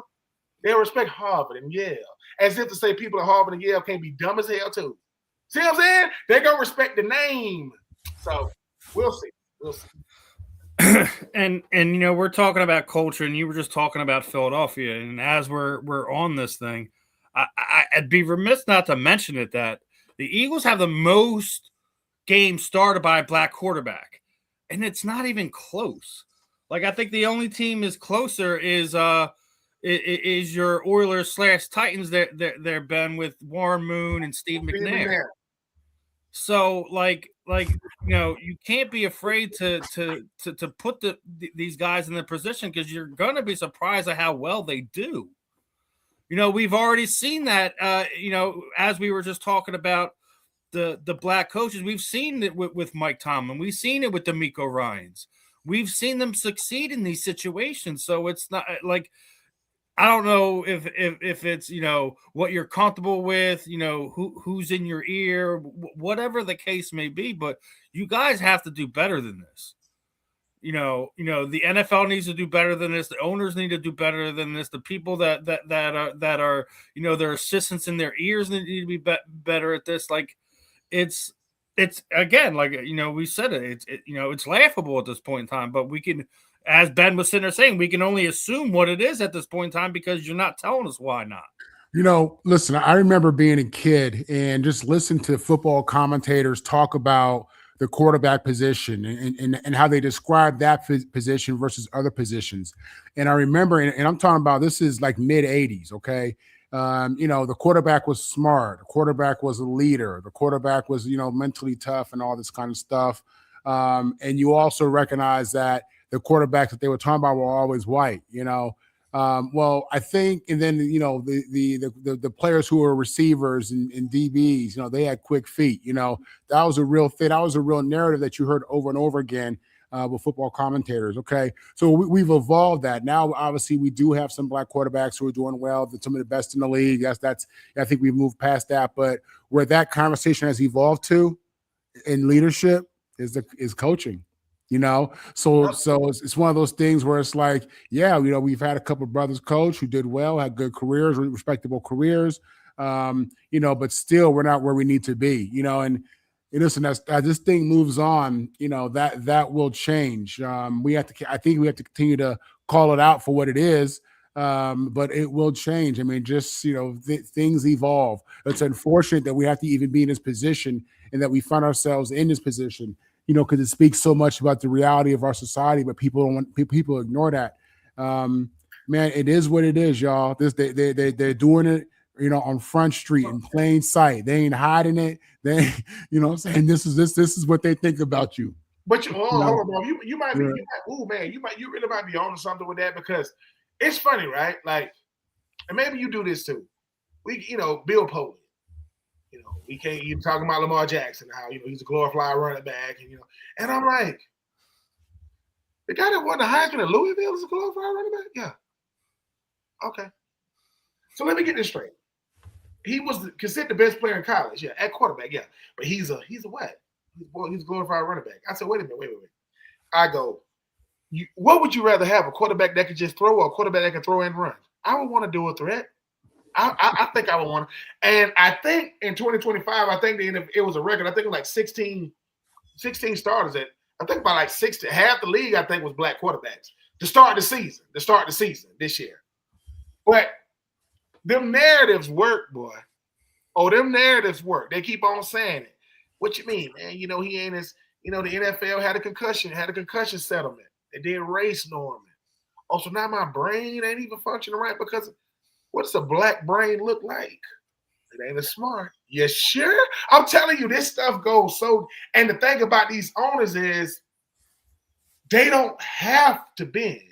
That's what they don't have to adjust, because people are gonna assume I hired him. I said, well, dude, I mean, it's just like, I just want to know what it is. Because if you know what it is, the reason why they're not gonna reveal it is because they know if they tell us what it is, we can overcome it. I can't reveal what it is, because if I do, and Jalen Hurts get a different level of scrutiny. I'm not saying he get a different level of scrutiny because he got melanin in his skin. I'm saying you would think he's done nothing compared to Josh Allen and Justin Herbert and Joe Burrow. And these guys have done nothing compared to what he's done. But when Josh Allen wins, he's a man. And when he loses, it's everybody else. When Jalen Hurts wins, it's because of who he got around him. And look at his team. Of course he's gonna. And I go, wait a minute. Dalvin Cook, all pro. Saquon Barkley, all pro. Had Stephon Diggs, all pro. AJ Brown, all pro. Dawson Knox and all those. I'm just saying it starts and ends with the narrative for me, because Stephen and Marvin. If you talking about a quarterback without you even saying how he look, I can tell you what color he is just from the narrative. And I should be able to do that. Well, let's throw the monkey wrench in here. Then why don't we see Patty Mahomes be treated in that way? Because his skin is light. They feel more comfortable with him. I'm just telling you. Think about this. You wouldn't even. I'm gonna give you a little nugget. When they did the whole I'm Trayvon Martin stuff, they didn't think that Patrick Mahomes was gonna do it, and he did it. Roger Goodell, them like, no, he's not gonna do that. He got a white wife. He's a black dude. Look, Steven, these type of conversations to me need to be had more, not because it's February either. It's because it's the freaking truth. It's almost like this. When me and Marvin talk to our young boys, our sons, the conversation is different. Because our sons say, Dad, that kid ain't as good as me. We got to go, yeah, son, I know. That's the hard part you're going to have to get. Daddy, but I know. You see what I'm saying? It's like, Arch Manning ain't even that good. And he's going to be the number 1 overall pick. Why? Why is Arch Manning? Oh, that's a man. Even the people going to get it. That's why he came back. I could come back to Texas because I want to win a national championship. What would Texas know about winning that championship in 2005? Boy, was you even born in 2000? Anyway, I'm just saying this situation that goes on when you start talking about the owners and the coaches and the different things. It's mentality, man. It's this good old boy. You know, I ain't been to a country club yet. So the people that think, man, you just mad, I don't give a F about it. That food probably ain't even good. Like, I ain't mad at people that get in the country club. But Marv, this has happened to you. Marv, we get in the NFL, we heard about all this stuff. We go to these parties, we go, what is this? Is this what y'all be? Maybe it's just me. You know what I'm saying? You like, bro, like, they be like, how was it, man? Kevin, y'all really look like that. Like, you know, little black stuff. You got to take it and put it on a cracker. I only ate it because they looking at me. I'm like, what the bro, give me that. I'm telling you, no one's jealous. I think people think, B, y'all just mad. Mad at what? We're not mad. We just want to know what's up. Van Joseph's wife thinking, baby, this is it, right? How did it go? I mean, they said they liked me, man, but you know. They had about 3 dudes in the freaking lounge, in the freaking waiting room when I came out. Send the next one in, Van. LaFleur. And they want to see you. I'm just saying, because at a certain point, I can see black coaches turning it down. Hey, man, bro, I don't want to be the token one either now. Don't give it to me to try to balance it. Because they said that's what Eric Bieniemy was doing. They said he had the nerve. I said, listen, Eric Bieniemy say, bro, you know how many Super Bowls I won? I'm not coaching the Browns, bro. You think I did all this to go over there? Think about this, though. Mike McCarthy is the coach of the freaking Steelers. And you wonder why people get mad. Mike, out of everybody you could have picked, not a hot shot coordinator, Mike McCarthy. And he's sitting there like, man, I grew up a Pittsburgh Steelers fan. Man, shut the hell up. You ain't finna do nothing, man. And they say he might bring back Aaron Rodgers. Hey, if I was in the coaching tree, they wouldn't like me because I'll tell the truth. I said, look, man, I'm saying, listen, since y'all not gonna hire me, could you at least tell me why? Because my partner Marv outside. I at least want to let him know what he finna walk in here with. What? I'm gonna tell him. Tell him what? That y'all BSing. And it's a nice suit too, bro. I got this tailor-made to come in here with y'all. This Tom Ford, bro. You gonna do me like that? I could have stayed. We could have did this on Zoom, StreamYard, bro. You ain't have to have me come all the way down here for this. I don't know what's gonna happen, man. But I do know that the more we're in positions of leadership, that's why I respect what you do so much, Marv. You know, you tell it. We didn't grow up wanting to be owners and head coaches. We want to be players. That's why we're so good at it. If we just switch it. Hey, man, why ain't y'all? No. We want in front office positions. We going to F it up. In a good way, though. If we switch it a little bit, if we take half of us, we going strictly front office, strictly management. Because we can't just be the head coach. We also got to be GMs. You don't want to talk about it, presidents, decision makers. We have perspective now. Now I'm sitting next to the owner, and he's saying, okay, so what is that? When they say that's just a term of endearment. Because a lot of it is misinterpretation too now. That stuff gets misinterpreted. So how does his hair do like that? That's called locks. He locked his hair at the top. That's why it just grow. It's like, because they don't even, so they got, that's coaching. He got goals in his mouth. He's from Miami. But he's from Detroit. But Marshawn Lynch, he's from the town. Why they call it? That's Oakland. I'm telling you, we got to be in these rooms just so you go, oh, okay. So the whole time, I said, when I was a freshman in college, a guy walked in the dorms and he rang the fire alarm because he smelled smoke. Right? Everybody comes out the dorms. The girls come out the dorms. Somebody was getting their hair hot combed. Now he smelled smoke. He smelled something burning. Now he wasn't wrong, but if he understands culture, he know what he's smelling. See, it's as simple. It be some small nuances like that, but that'll keep a person from getting hired. That'll keep somebody. Well, I'm sorry. What am I saying? That'll keep the black guy from getting hired. Because Baker Mayfield, y'all saw him running from the police before he got drafted. Where he got drafted at? He went number 1, didn't he? He was on tape running from the police. Lamar Jackson, they had to come back up into the first round to get him a 32nd overall pick. Maybe I'm losing it. I'm about to be. I don't know. Maybe I'm losing. I don't know. Do want to say Eric did message me, apologize, asked if we could reschedule. So yes, tell him we can tell that young man we understand, man. He got a lot going on. Yeah. And and Marv, that's what we're gonna do, Marv. We're gonna start a search saying, fellas, let's start telling our sons and the next generation. Tell their friends that's their best friends that don't play football but support them. You the upper man. You in the office. You the upper management kid. Why? Because people don't like LeBron because he played 20-some years. They don't like him because he got Maverick. Maverick is the reason why his off the field looked the way it looked. Because Nick Saban was gonna start a show called The Shop. He was gonna start another show Nick Saban was gonna have a show in the barbershop. The nerve. Anyway.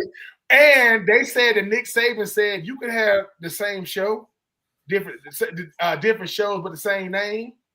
LeBron people said, nah, that's taken. He like, I'm gonna still try it. Did he do it? They said, dude, you can't afford it. I know you can afford LeBron lawyers, but he got lawyers. You don't want to do that. So, well, I got about 5 more things I want to kind of get through. I want to see if we can kind of get through this, right? I don't know if you guys heard or seen this, but did you know Floyd Mayweather is in the middle of suing Showtime, saying he was cheated out of millions of dollars via him and his former lawyer / agent? I didn't see that, but listen, Floyd needs his money, man. I'm trying to tell you, money made. I can see that. Floyd went out there and gave you great performances. You know what I'm saying? He was Showtime for real, in my opinion. I'm a Floyd fan. Really respect what he did and how he went about his business and prepared for every fight and always put on a good show. And he made a fortune. He earned apparently that. And he apparently I'm about to say, if they was giving him so hold on, didn't Floyd have a check for like $100 million after a fight or something crazy? Then he showed Max Kellerman after the fight. He showed him $100 million. Them pay-per-view buys. Floyd, I added to your millions. I bought a couple of fights. I ain't gonna lie. But if you owed me 150 and you gave me 100, nah, bro. Because you know why Floyd really doing that on Marvin, Steve? Let's take it the other way. Could you imagine if he was stealing from them? Right. They would have sued him for the money that they gave him, man. So get your money, Floyd, get double and triple. Own a portion of Showtime. Yeah. I mean, it's the one thing I hate about combat sports. It's this part of it. It's that the fighters gets F's no matter what. They put their mind, body, and soul on line for these fights, and 9 times out of 10, regardless if it's the level fighter Floyd is, or the co-headliner, the guy on the undercard, whoever. These guys do not get paid what they're worth. And then even when they do negotiate something, even if you're watching this, even the guy that was getting paid millions, they're still finding ways to screw with them. So I do hope Floyd gets recouped whatever was taken from him via Showtime, via manager, lawyer, whatever the case may be. But it's just it's the dirty side of combat sports, man, and it's not delegated just to combat sports. This happens across any of the 4 major sports, and then everything in between. 9 times out of 10, the owners, the people dishing out the checks, that they holding on to every penny they can, and if they can find ways to pinch it out of you, they gonna keep it.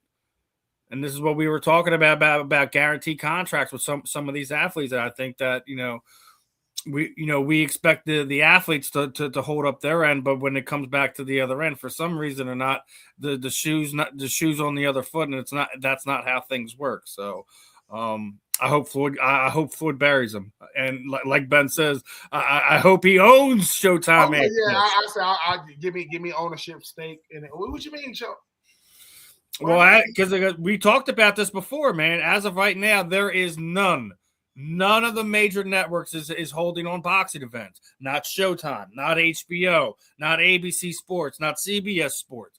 So for the first time since the mid 1900s, rather, that we do not have professional boxing on terrestrial television. It's insane. It's insane.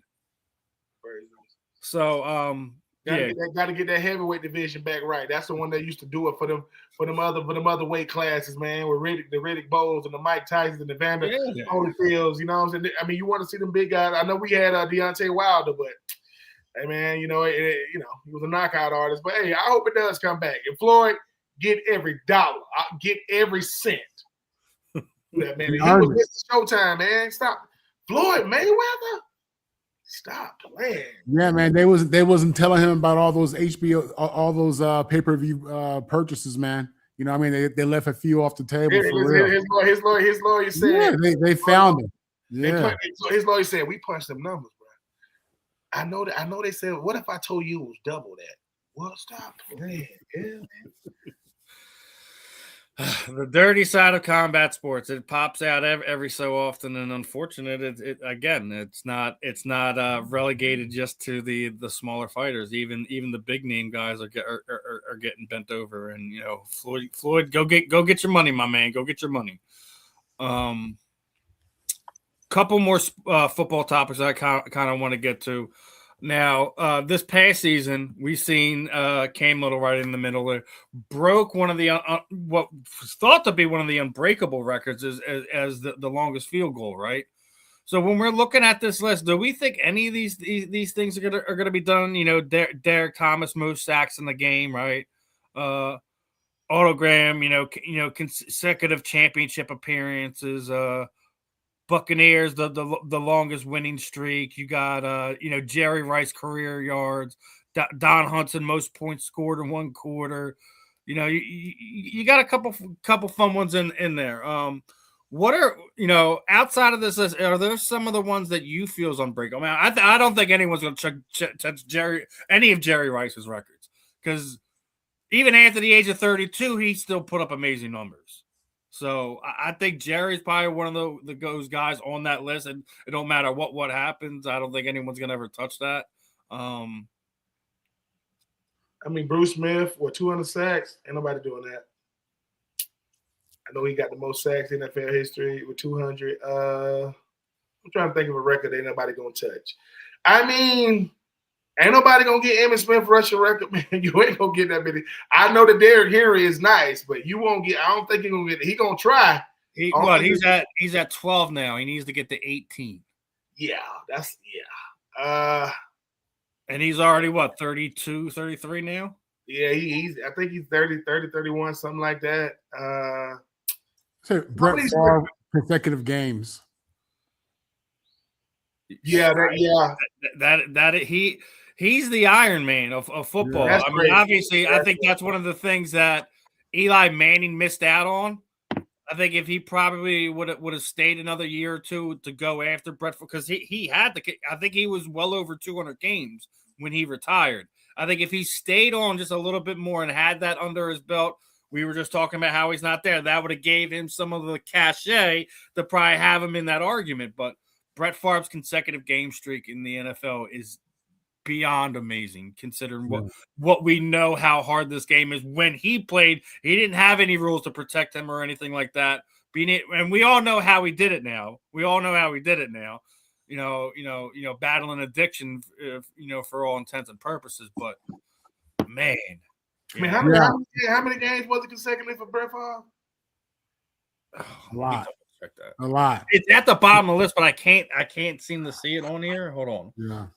You know, when you consider that the quarterback is the most targeted person on the field, every defense is designed to attack the quarterback. And like you had said, Steve, this is before they had any rules about head-to-head and collision and, you know, protecting the quarterback. That didn't exist. You know, you put some dirt on it and you get back out there, you know. And I mean, this dude, unfortunately. Oh yeah, it's almost 300. It's 297 consecutive real games. It's a lot. If you include, now here's another crazy one. If you include the postseason, it's 321.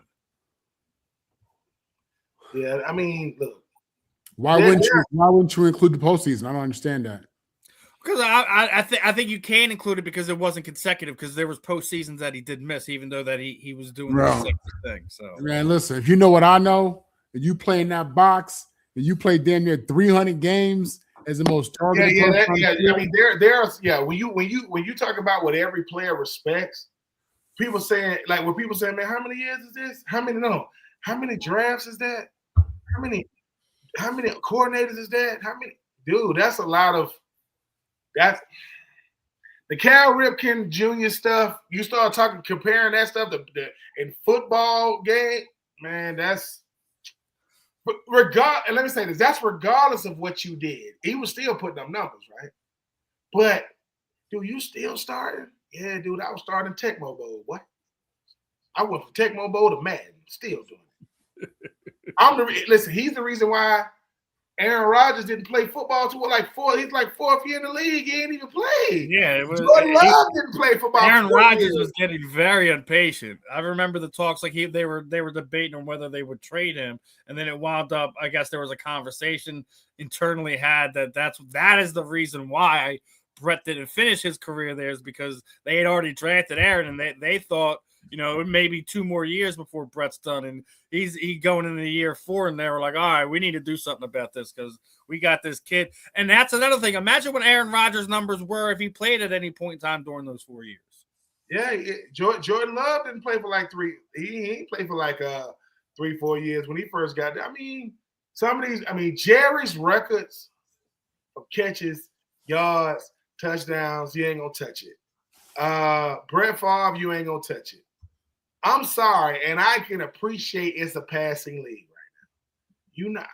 I don't know if you're gonna touch Tom Brady's, man. 80-some thousand yards. Because you gotta think, Tom Brady had one major injury. He tore his ACL. It's gonna be hard to do some of these things. It really, really is.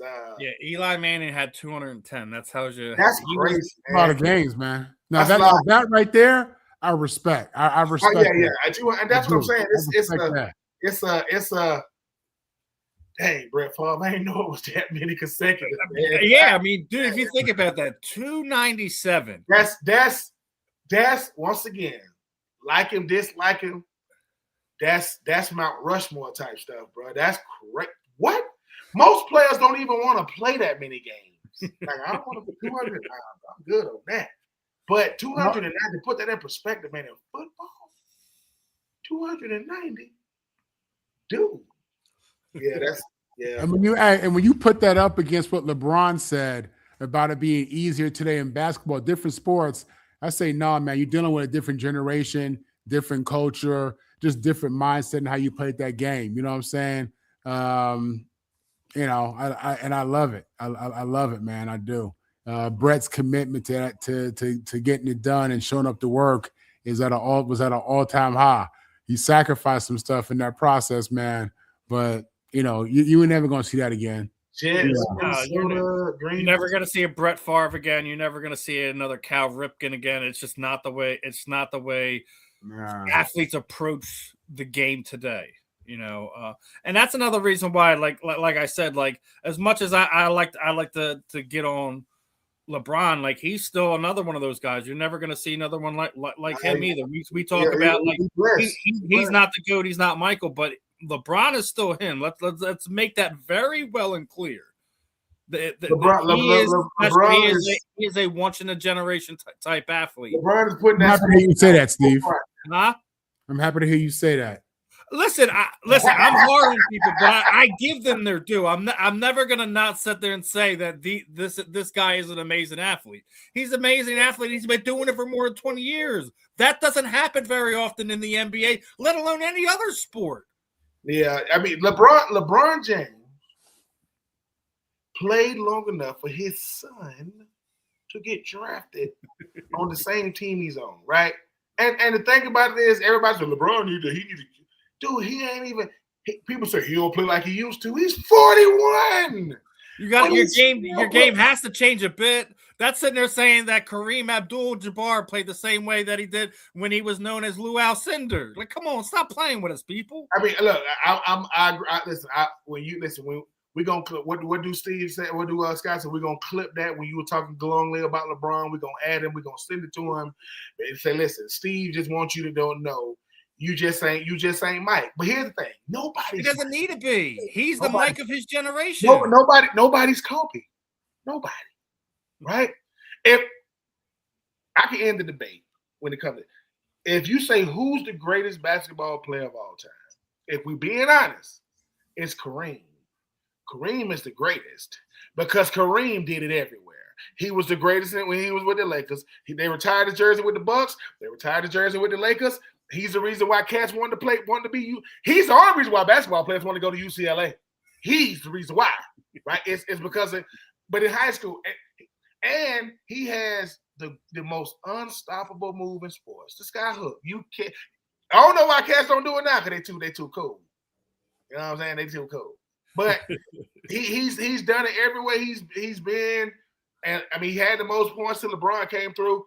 The fact that LeBron came to the NBA and said, I want the scoring record and got it, dude. I mean, there are players that say, LeBron got 42. How did he do that? How did he get that many points? Hey, man, consistent. When people say, who's the greatest scorer of all time? LeBron. Well, LeBron, how can you not be the greatest scorer ever when you got 42?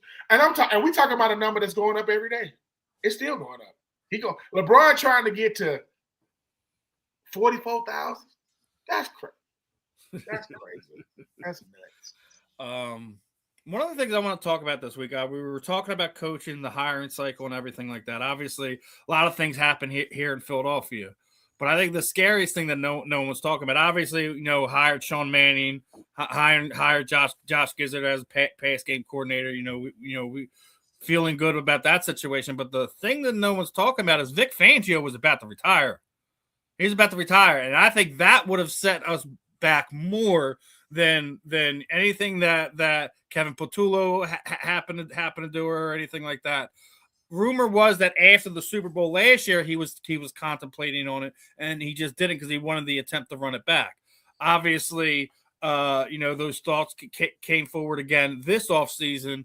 The upper management, whether it be Mr. Lurie, Howie Roseman, Nick Sirianni, whatever the case may be, talked them into coming back this season.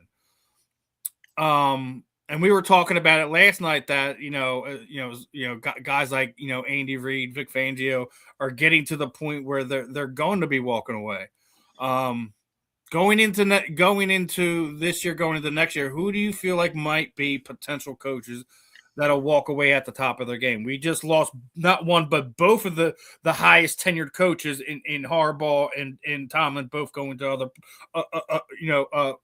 Harbaugh going to another program. Tomlin's probably taking a year off. I believe he will be Marcus Powell's coach next season. I believe he's going to be a New York Jet next season. You can quote me now. I'm sticking with that. But who would you be surprised to see retire, walk away among the current coaches that we have across the NFL? Yeah, across the NFL. Who would be surprised? Something. I think that Sean McVay is a young guy. He got into head coaching at a young age. He's had obviously a lot of success, and it would and wouldn't shock me to see this guy go out with Matt Stafford. To be honest with you, take some time off and regroup possibly.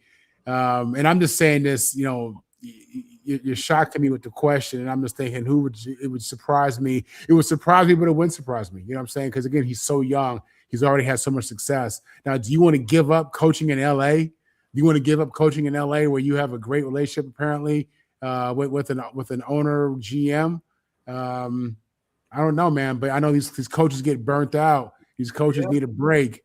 You know, I bet you that up in Pittsburgh, the ownership there spoke with Mike Tomlin about taking a break as opposed to just walking away. So yeah, I'll go with McVay. It wouldn't shock me / it would shock me. I'm gonna go with another Sean. You know, Sean Payton, man, has been doing it a long time, right? And sometimes you just want to, you know, coaches got egos just like players. Coaches are players that didn't make the NFL. A lot of them play, they just want. Mike Tomlin said that. You know, Sean Payton didn't like what went down with him and Russell Wilson. Made it look like he wasn't that good of a coach. Like, bro, what you mean, right? But he get rejuvenated through a Bo Nix, and you see what's going on with them. I think next year, if they have a run like they did this year, and they potentially, you know, go to the Super Bowl, win or lose, I could see it. Because what's crazy is some of these coaches don't be as old as the game make them look. Like, do you what? Yeah, dude, it's rough. Like, there's a lot of stress. The pressure is all the time. And never, you know, guys getting hurt, guys want to get traded, guys want more money, we losing. And obviously, I think Andy Reid, I know what I said, like, I'm going to say it again. I hope that Andy Reid is going to do for Eric Bieniemy what only he can do. And go to the front office and say, look, I just ain't got it in me, man. Like, I got rejuvenated when I came to Kansas City, but I gave a lot of great years to Philly, great ones. And to do it for two iconic franchises, dude, I'm tired, bro. Like, I lost my son. He lost his son. You know, he went through a lot as a coach. I can see Andy Reid. And here's the thing, right? Let Andy Reid retire as a Kansas City Chief and an Eagle. Let him come over to the Eagles. I don't know if a coach has ever done that. I don't know if a coach has ever said, hey, man, can I just come through? Because it's so crazy to see Andy Reid out in that Kansas City red, man. Because you saw him so years in that Eagles green, right? And everybody thought when he went to Kansas City, he wasn't going to make it. But he said, dude, I came from one of the grittiest, grimiest cities ever, but they showed me how to coach. They showed me how to do it. And, I mean, ain't a lot of other coaches, man, that I think that I could foresee, like Sean Payton, you mentioned Sean McVay. He wouldn't do it, right, because he's still too young. Kyle Shanahan tired as hell, man. He is tired. He is tired out there in San Francisco. It's so rare to be a head coach in the NFL, man. Like, you want to do it as long as you could do it. You want to stay there as long as they can stay there. If Harbaugh goes to the Giants for 1 year and calls it quits, I would be very surprised. I would be very surprised if he did that. Call it quits. Because I'm with you on Sean Payton. I think he would probably be my surprise one out of the ones that are still there. If Andy Reid walks away after this season or during this offseason, I wouldn't be surprised one bit. He's earned it, so to speak. But the fact that you know, we heard Vic was potentially going to try to walk away. That was surprising to me, considering, you know, he came to Philadelphia because this is his home, this is his backyard, this is where he wanted to retire. I felt like we were going to get more than 5 years out of him. So, kind of why I framed it that way. You know, we'll see what happens. You know, as we move along over the next offseason, if Vic does walk away. And another one, you know, even if he does decide that, you know, another one of these guys that earned it. But, you know, I guess those are I don't agree with Marvin with McVay. I think even if his time in with the Rams are done, he'll probably wind up going somewhere else. But Ben hit on something right at the end there is Kyle Shanahan. It wouldn't be surprising to me if, you know, another rough season out there in San Francisco. It's a lot, man. His daddy's legacy, going to 2 Super Bowls, coming up short. Jimmy Garoppolo, Joe, you know, Brock. Like, he's done a lot. I'm not saying he's not one of the. You know, he's a good coach, man. It's just the grind of being a coach, man. You got to. you got to have the most understanding family members there is, because those are the ones who make the biggest sacrifice, man. Your wife and your children, because if the assistant coaches ain't never at home, you might as well put a bed in there for the head coach, because it's, you know what I'm saying, for press conferences and breaking news this and late night calls that. So I give those head coaches a lot of credit. Kyle Shanahan has some of the most unrealistic shoes to fill with what his daddy did. Yeah. Man. So, you know, I think he's done a good job. I think he's done a really, really good job. Now, two quick ones, and then we'll parting shot this out and wrap this one up. Obviously, the two greatest quarterback performances in the NFL history, according to PPF, is Nick Foles and Jalen Hurts. Marvin, this is going right to you, brother. Do you feel that Sam Darnold has it in here to not only hit this list, but potentially be hit the top of it? You know, Nick Foles had a 92.3. Jalen Hurts had a 92.2 to be at the top of this PPF performance list. Do you think Sam Darnold has it in him to do that this coming Sunday? I think that he has a defense who can support him getting the ball and holding on to the ball, getting more opportunities with the ball. I think he has a run game that's going to help set up a great play action. And I think he has a receiving core that can get it done. And I think he's playing at a high level in spite of being 0-4 against the Patriots in his career. Is it possible in this era of football, the way we play offense? Absolutely. Of course it's possible. I think for him, it's more about just getting the win, man. Just win the game. Just do what you're supposed to do. You ain't got to go out there and be the hero. But I think when you look at how they've played, you look at how the offense is set up, I think he absolutely has an opportunity to go in there and make some history and walk away with that MVP. And that's me being objective. I'm just saying. All right. Ben, your thoughts. Can Sam Darnold get onto that top 10 quarterback performance PPF list? 100% because of those two guys at the top. I would compare like Jalen Hurts and Nick Foles to like a Sam Darnold, right?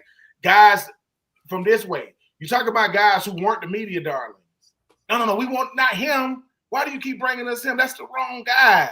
Dude, you had told me to go get the guy that's going to win the Super Bowl. That's Nick Foles. He's going to win. And Sam Darnold has the best demeanor. He don't really say a lot all about the team, keep all the attention off of him, but he went to SC now. It's in him. You do not go to SC if you don't want smoke at quarterback, right? So he lets what his play do. Now, behind the scenes, he probably, because of people like, man, F these people, man. But in front of the camera, he don't say it. And I like that. I like the fact that we have to speak for him. He don't seem like but guess what? He got that little third overall pick, baby. You don't become a third overall pick being all right. He looking at Baker Mayfield and Josh Allen, right? And Justin Herbert and Joe Burrow and even Lamar Jackson saying, "What's the Super Bowl like? I'll let you know after I win it." So I don't want to talk right now. I'll let you know. I like that, bro. I like that cool con. So yeah. The fact that Nick Foles is at the top, bro, that's what I'm talking about. You know what I'm saying? Like he only went one. Some of us ain't going to none. I got to play. If you go back and look, Jalen's on it twice. Look, listen. We watch football for the games and the stories that come out of it. I want to see. And right now, if Jalen Hurts had a commercial queued up as soon as he won his Super Bowl, remember he won it. Jordan popped right out with the Super Bowl commercial, right? What you think SC waiting to do? They ain't approached him yet. Hey, what's up, Sam, man? Congratulations, man. This is so-and-so over here at the media department over here at SC. Man, we love what you're doing. And they ain't going to ask him. They're going to say, we're going to do a documentary on you. All right. He don't even get to say no. You see what I'm saying? Hey, listen, I haven't been shy about this. As soon as we knew Seattle was going to be in, I'm all for it. And it's not being against the evil empire. It's just the veteran going against the kid that's too wet behind the ears to even realize what's happened. And the fact that Seattle's defense is probably the best defense we've ever seen in Seattle. And that's not trying to take anything away from the Legion of Boom. The way that they get after it, the way they hunt for turnovers, it's something we haven't seen before. And let's not forget the other reason why I wanted to do it is to piss Dallas off even more. Is the first year DeMarcus Lawrence leads Dallas, he's going to get himself a Super Bowl. That's the real reason why I'm voting for Seattle right now. And Michael Parsons ain't even no Cowboy. He ain't even no Cowboy either. So, but one last one. I always try to not go into some of the political nonsense and stuff like that. But everyone knows the Epstein list came out, and there's two owners that have been put on that list. You have the Giants owner that is on the Epstein list, and also the Redskins owner / Sixers owner Josh Harris is on that list. Roger Goodell made his statement. League is aware of the reports, and Steve's response: our office will look into the matter to try to understand the facts. I don't want to hear what you guys think about the list or anything like that. Do you feel once the NFL does what they're going to do, would they remove any ownership member, forcing them to sell their team, to remove them from that process so they are no longer involved with the league? Marvin, then Ben. Absolutely. It's about the brand. It's about reputation. It's about image. It's about marketability. I think if because you got to think to be an owner, you have to go through a certain type of check. You go through checklists. They do character assessment and all that stuff. And something this public, this known, nah, man. If they on there for the wrong, being in them emails is one thing, because you may have done business or just had a business relationship or whatever. But being on that list as a pedophile, and they using that language in them emails with your name, that's a big problem for the NFL. You got to go. Ben. I agree. You got to get up out of there. I mean, Dan Snyder literally had to sell the team for far less, right? Had to sell the team for far less, right? Yes, because at the end of the day, do you care about children or not? Do you care about what happens to children or not? And I'm not getting into the list, right? But think about this, Steven. You expect me to believe it was just a business? So you don't? All y'all talk was business, yeah. That's it, yeah. It's hard to believe. I'm not saying that you ain't telling the truth. I'm saying it's hard to believe that. And if the NFL is all about the shield, which it is, do the right thing then. Don't give me that. Yeah, but how deep did this go? But let me tell you what them two owners gonna tell Roger Goodell though. We gonna sell the team, yeah. But you make a billionaire do something he don't want to do. He gonna tell on some other people too now. Oh, Nino Brown on New Jack City. Oh, it ain't just me. Right? So, but I do think you get rid of him though, because I don't even think it's negotiable. I don't even think No, because at a certain point, right, we got to speak truth to Powell, and you got to tear Powell down sometimes. You can't just keep on telling them you shouldn't have done that. Oh, no, you got to go, bro, because we don't want to be associated with that. We don't agree with that. And it's in the bylaws. That's what you signed and agreed to. Got to go. And I hope, and I know Roger Goodell is the face of the NFL. I know they pay him a lot of money, but, hey, man, yeah, you got to go. And I don't think it's negotiable. I just don't. At a certain point, we need to be outraged. We need to be just as outraged when billionaires do things as we are when poor people do them. Because when poor people do them, get him out of there. He shouldn't have. Mm-hmm. Well, do it to the ones that name is tattooed on the check. He got to go too. So, you're a billionaire. And here's the thing, they're gonna come up because they're gonna sell it for what 10, 15 times what they bought it for. Donald Sterling still came up with the Clippers people. I know he had to go, but so get him out of there, man. I don't want to hear no explanations.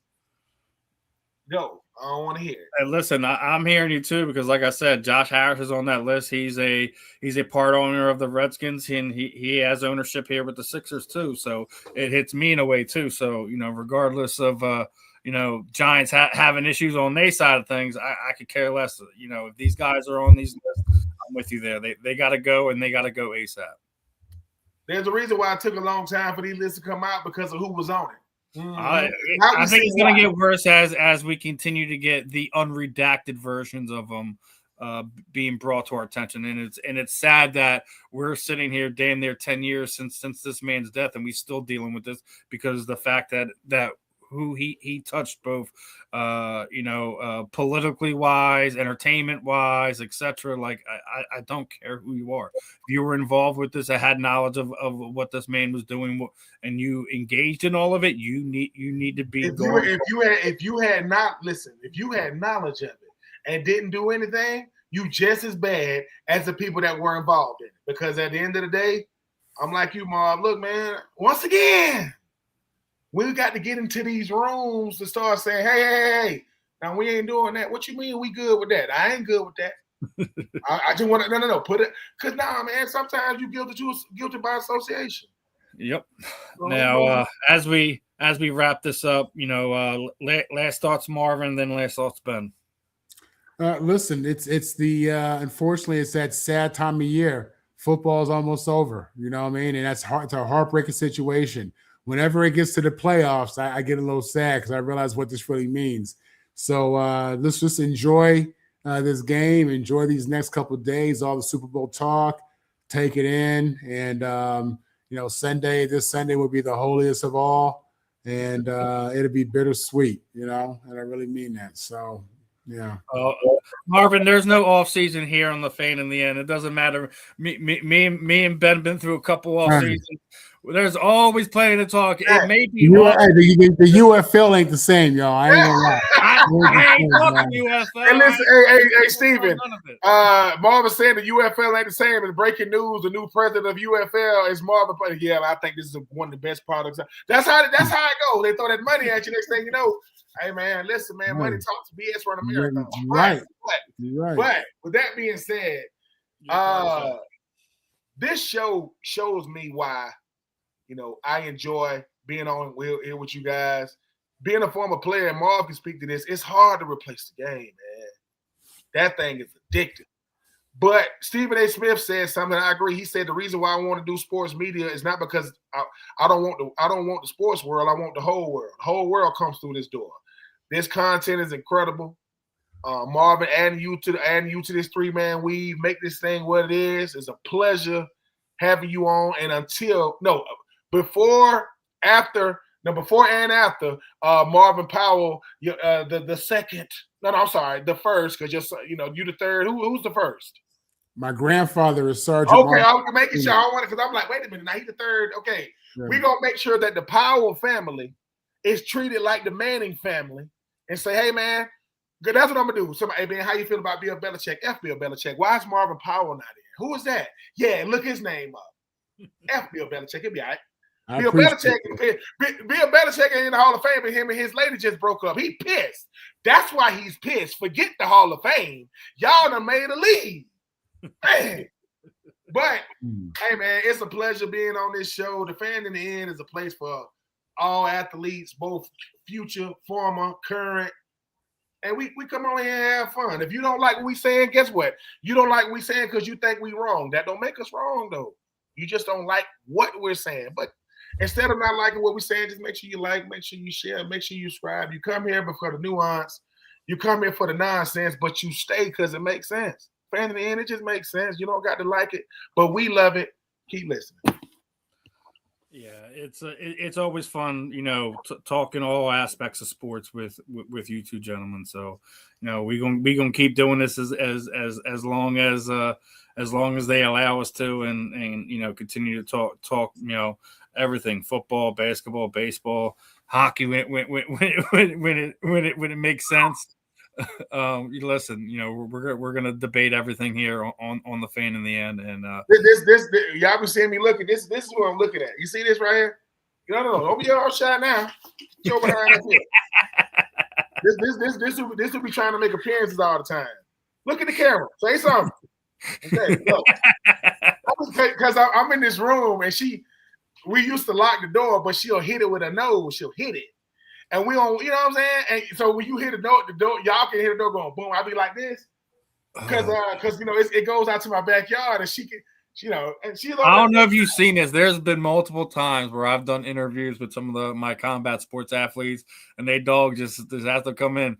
We were doing it with Joe Elmore, last weekend, and he's like, my dog's trying to join the interview. I'm like, let him join, because I'd rather have him or her pop in on camera than hear him barking because you ain't giving them the attention they want. So, Taylor, you made your fan in the end debut. All right, you did it. You're famous. Well, that should put a wrap on this one. Again, guys, we are going to reschedule Eric King for some time. Over the next few weeks, we'll get him back on here. We'll be back tomorrow with a special interview for our combat, our health and wellness expert, Mr. David Schmidt will be on. So we'll be talking everything, health related, recovery related, as far as our performance athletes go. Obviously I've already said it, Knuckle Mania is here. So I'm going to be covering that this weekend. Keep an eye out for some extra content, interviews, stuff of that nature. And we're going to be doing a whole lot more here on the South Florida Tribune. So appreciate everyone tuning in. Appreciate, our knuckleheads in the chat. We still on here. We still talking. We're keeping it real over here. We be here as long as we need to be, my friend. But other than that, another fun one in the book. We will be back tomorrow. We will see you guys throughout the week. Marvin is doing what? 1 of 3 today. He's going to be a busy man here on the South. Mark putting the rounds on was it Wednesdays and Thursdays? Wednesdays. Listen, and Marv has already let y'all know when Sam Darnold win it all, you think you couldn't deal with him by talking about SC before. Melvin. I'm praying for you, man. About to get up.